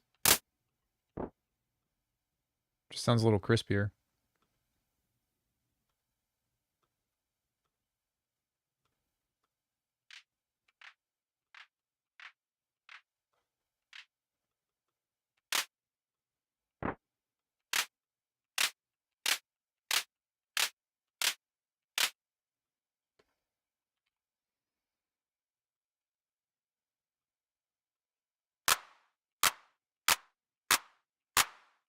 It's also really fast.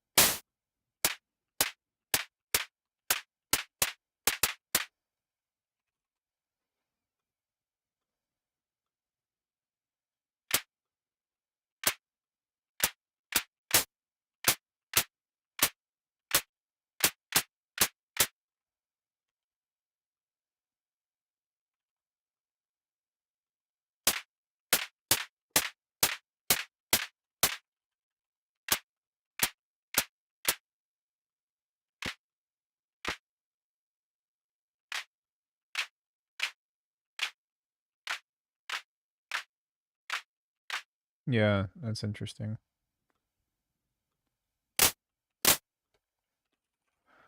If I just did the whole thing together like this.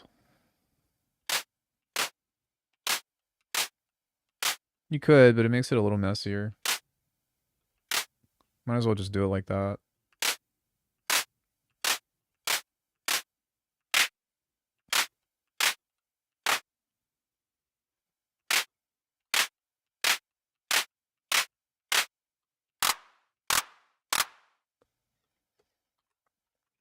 I'm curious.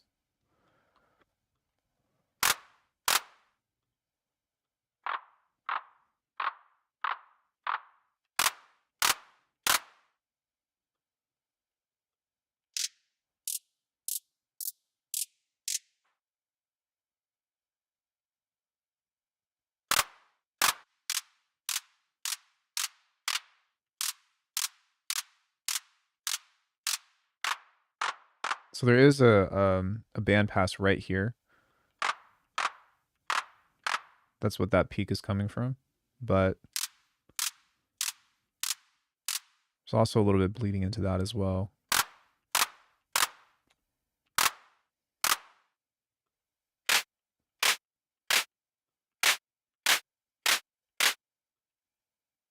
Interesting stuff.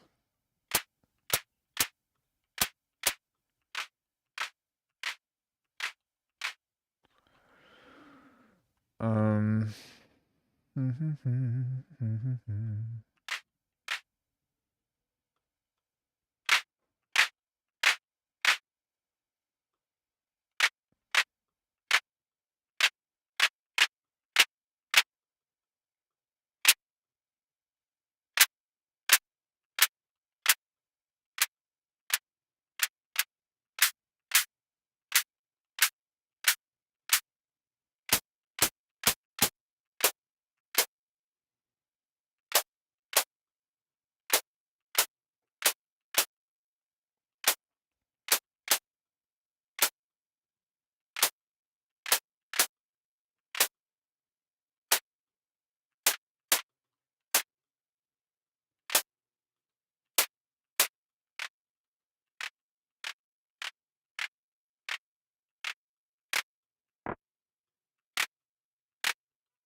There we go. So maybe just backing off of how tight or how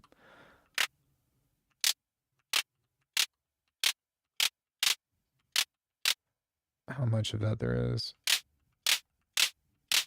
Then maybe you can do something else to where instead of having another transient right here, you can just have it sweep kind of like this. Just be quiet. Just give it some overall presence.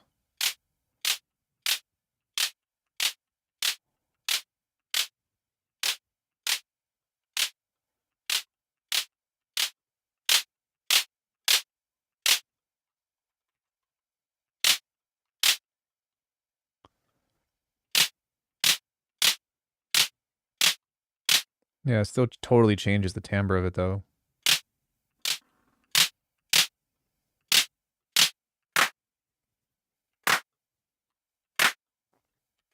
It almost feels easier to just do this. Push this up here and to push this up here. To do it, yeah. Because now we're in that different kind of territory, and you end up getting something fat anyways.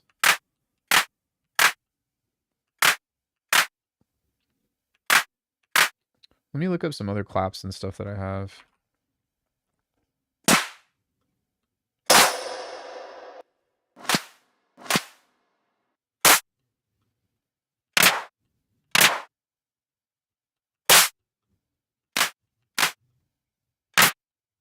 Wow, that's almost exactly like...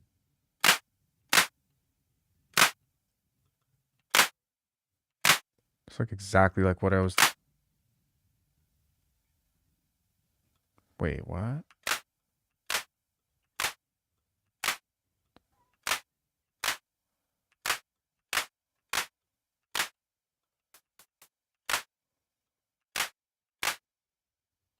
Oh, it's because it is. I guess I think I didn't save that.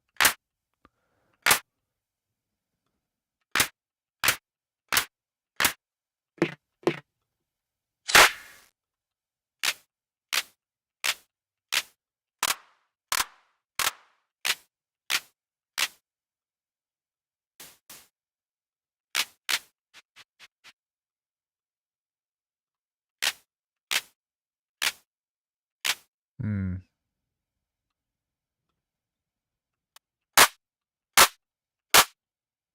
Okay, that's interesting. Minus this other stuff. There's just blips.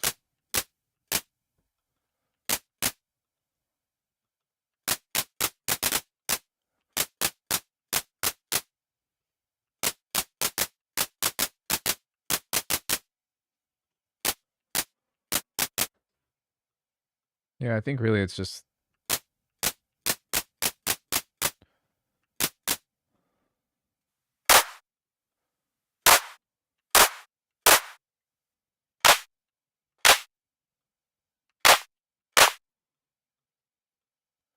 I've made so many fucking claps in my lifetime.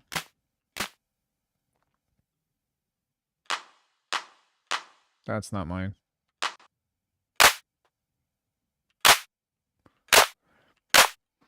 Yeah, I was gonna say, like, you can also use just compressor plus and in a soft clip for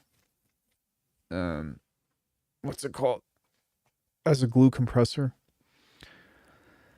Should I do the whole thing, multi-pass a certain band, or like use snap heap with a parallel chain? I don't know, whatever fits the vibe or works best. I'll just create a parallel chain that's at 100% and then just turn it down. I'm pretty sure that there's one on here. Maybe not.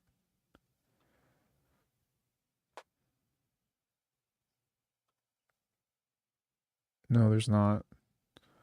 But I think it's because I'm using other stereo stuff to, yeah. Some of this stuff is providing as like little stereo.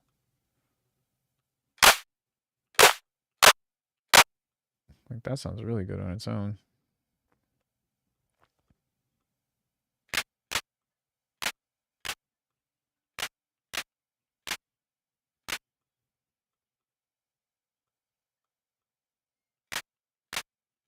Yeah, just a little band pass. It'll probably sound better if I turn that off, but having just a touch of stereo is one way to do it. But if you were to do it this way,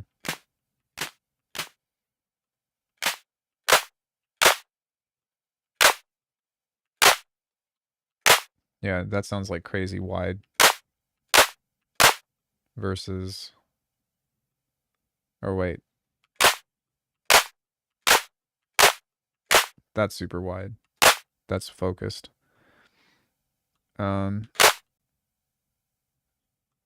It could be anywhere on this chain, but let's just say you do it before the compressor.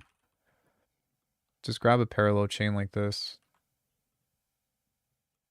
and turn it down. Set it to 100%.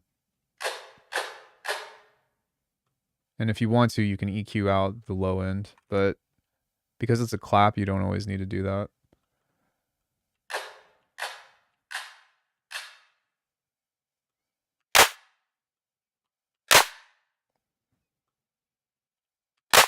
But that's pretty nice.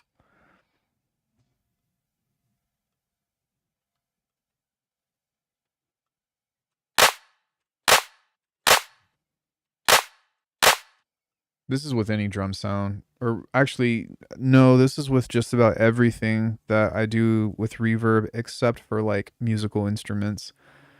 If it's a bass, I do this. If it's a kick or a snare, I do that. Oh fuck, it's already 1:30. Oh my god. Ugh. Spending hours doing fucking drum design. It's okay, I enjoy it.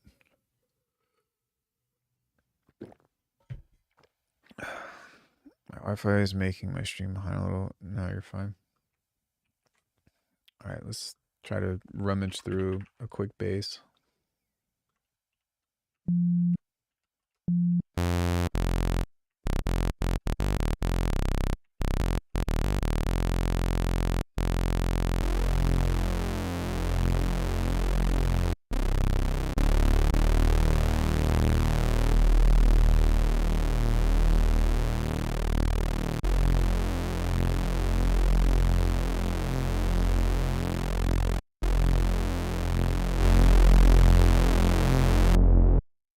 For the fans, for the homies, for the bronies.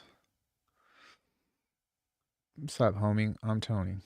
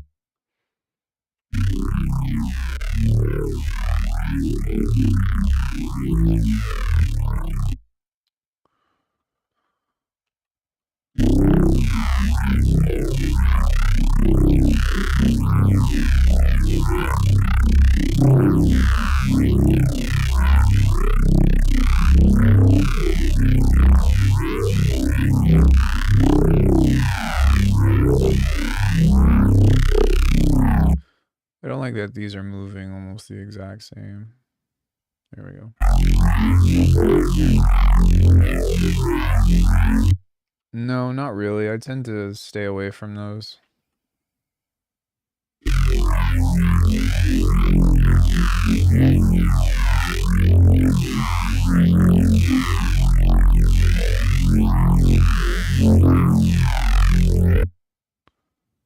Not producer, or is it the other way around? I don't remember, to be honest. I'll use the splits in very niche use cases, but for the most part, nah, I don't really fuck with those.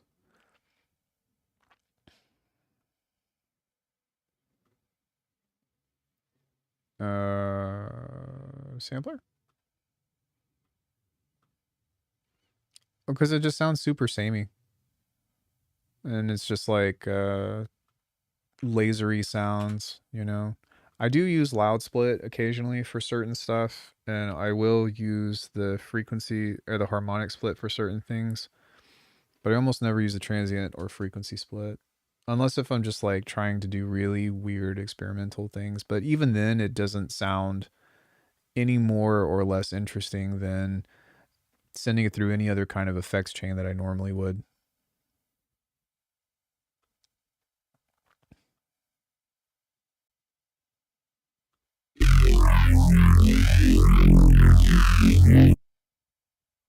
Wait, what?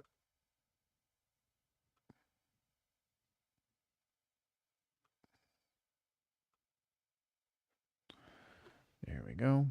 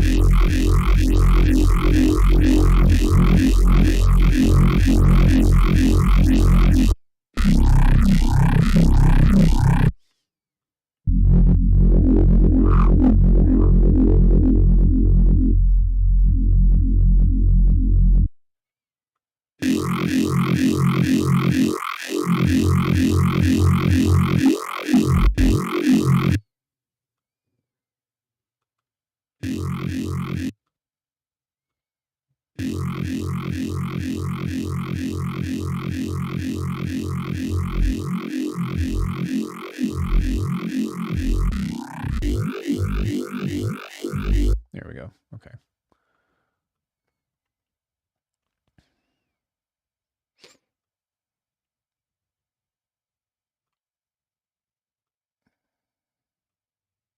Just hit the live button.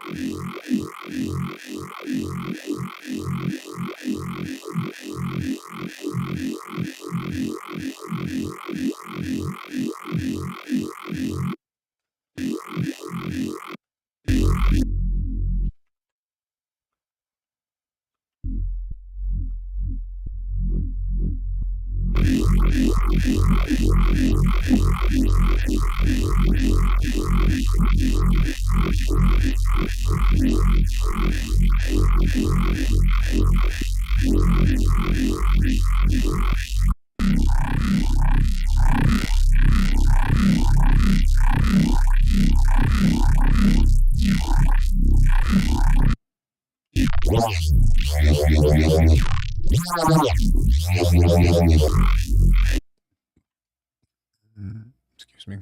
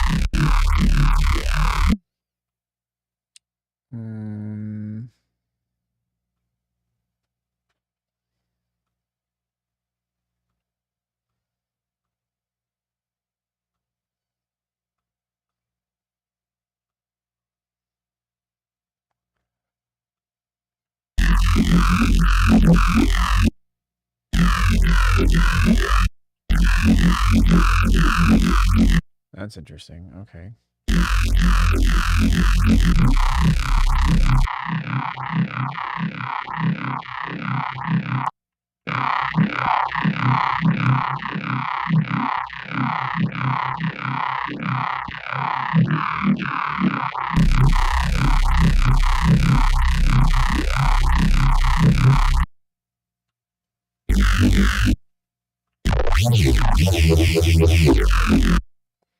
I'm trying to avoid just going into low pass filtering on this, which I suppose is not the worst thing to do, but whatever.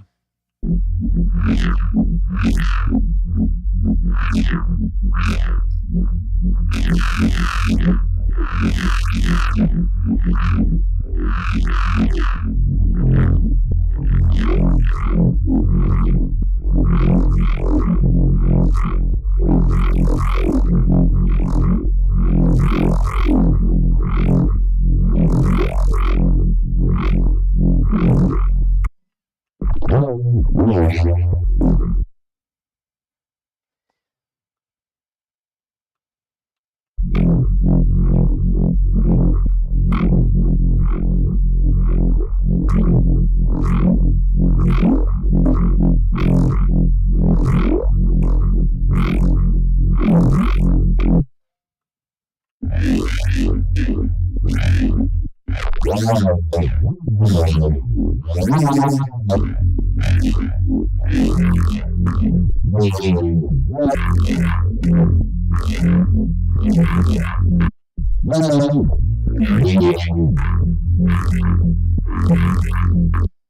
it's okay. It's not, I'm not really feeling this one. I might have tried to do too much in the stages.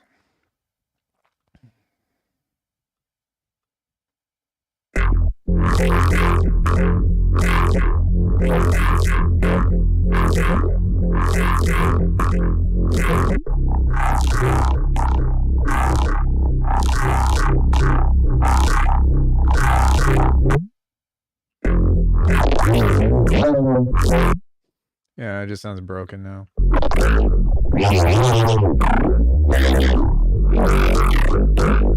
It's very gurgly, but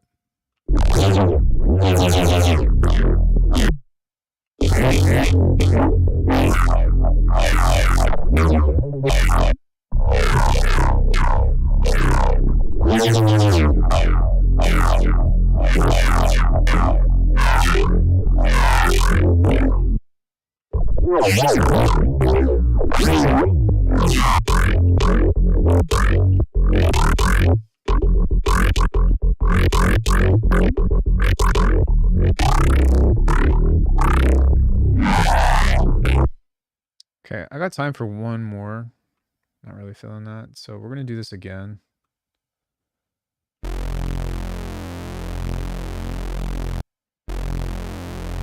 But I'm going to break the stages down on this time. Soul Steel. Yo, thanks, Connor. I appreciate it.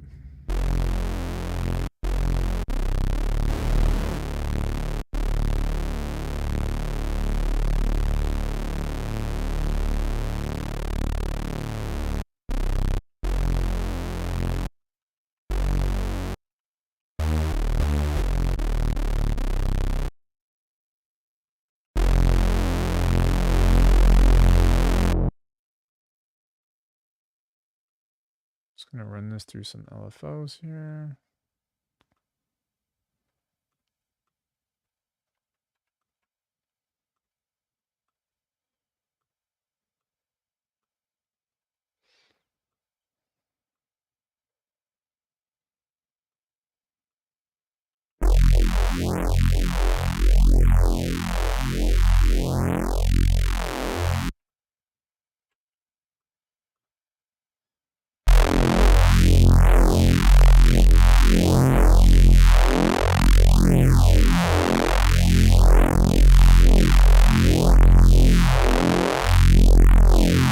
Yeah, it's just too overcooked.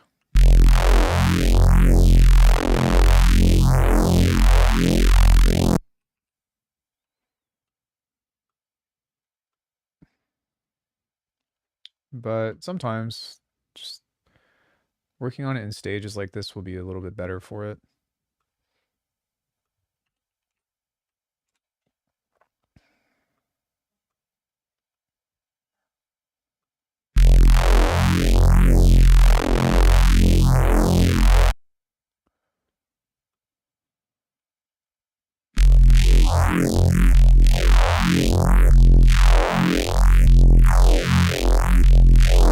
There we go.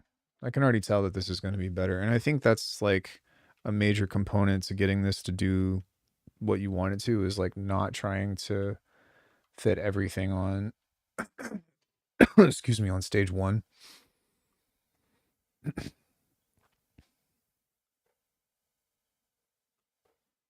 But then again, like I said, man, it's just like I've made so many of these, and it feels like every time I do it, it just always turns out very different. A lot of times not desirable, but what can you say?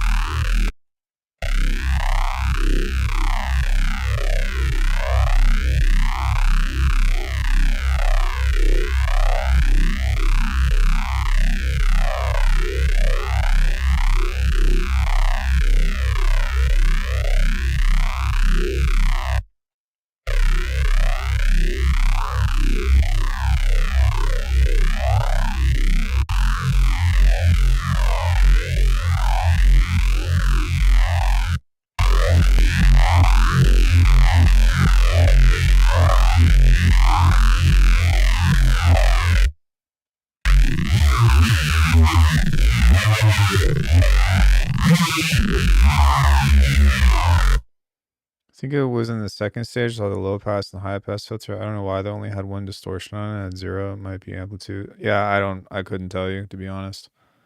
I don't even know.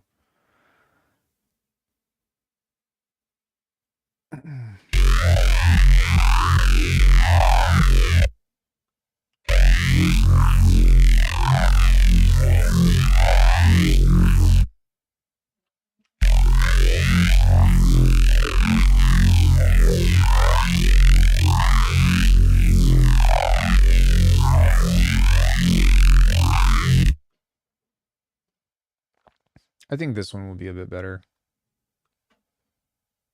I think. We'll see.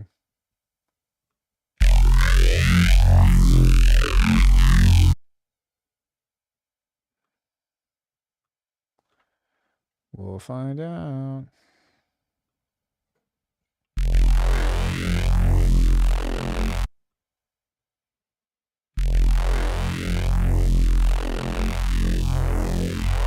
I was like, that sounded different. What happened there?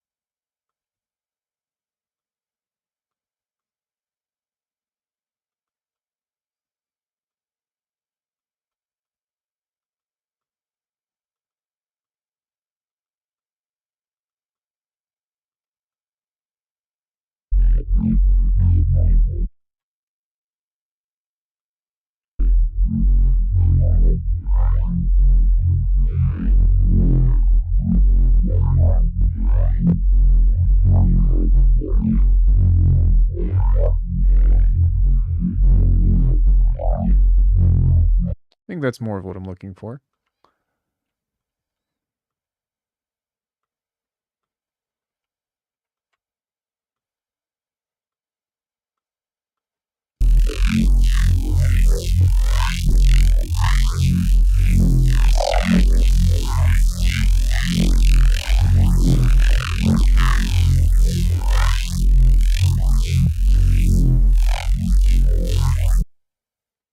Yeah.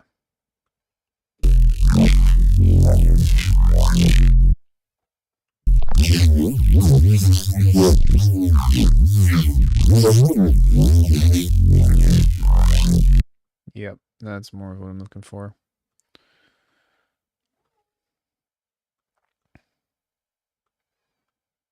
So I think that's one of the big things to it is like doing it in more, like printing it more often as opposed to trying to bake everything into one.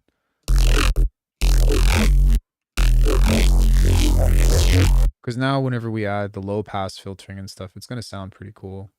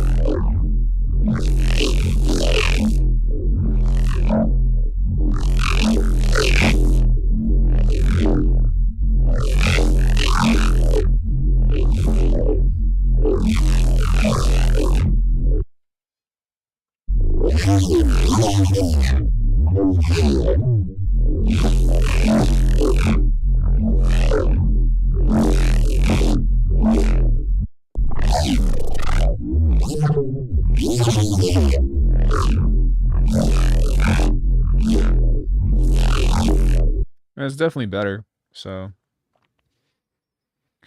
I mean, this one's okay. It's okay. Looking at some of these other ones here.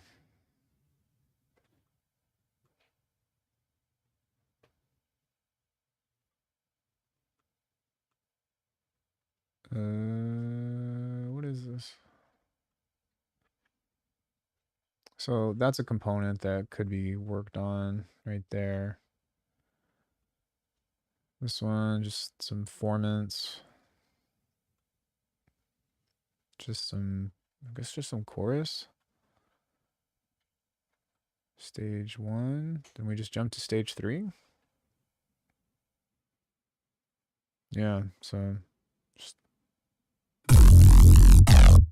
but this was meant to be automated, so it's a little bit different.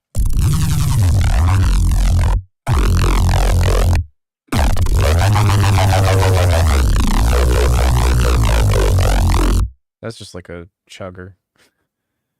That's the best way I can describe that.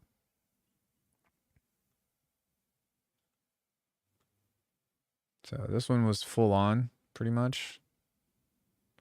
Filter, shaper table, comb filter, more filtering, store at the top end, send it through a clipper. Then it went into the low pass, high pass thing. Guess we didn't even distort it there. Another notch, another comb, and a phaser. Yeah, so this only went through. No, it did go through 3 stages, but I think what I did was I just used the same one on this. Like that, and then turned off this for the second one.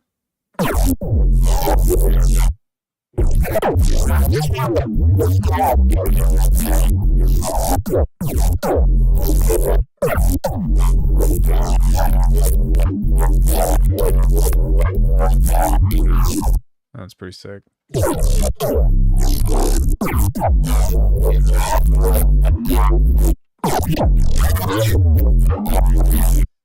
Hmm.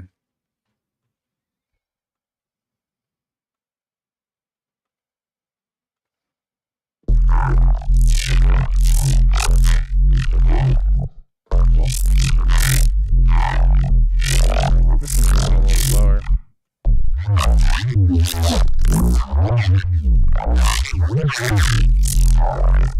I really like the sound of that, just like the.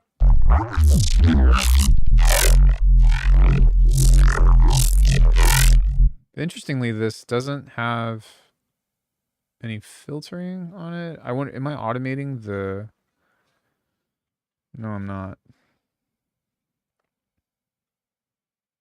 Yes, I am.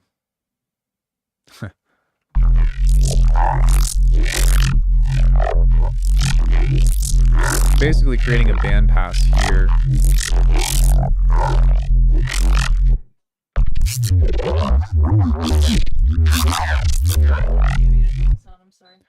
That's fine, baby. I gotta go soon anyway.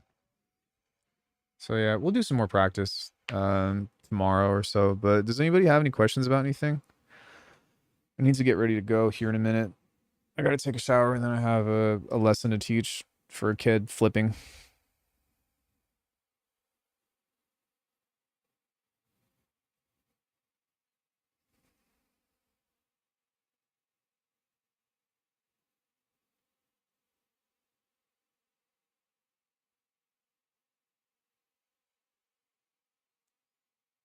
Anyone?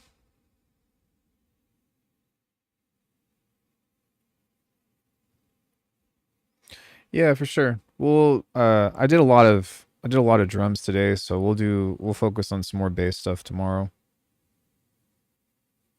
But yeah, cool. Well, I gotta dip. I gotta get in the shower and then get out of here. But much love, guys. If you want to support the channel, alchemy.com. These will all be in a sample pack at some point, so stay tuned for that. But yeah, I'll catch you all later. Have a great rest of your evening. We'll be back tomorrow.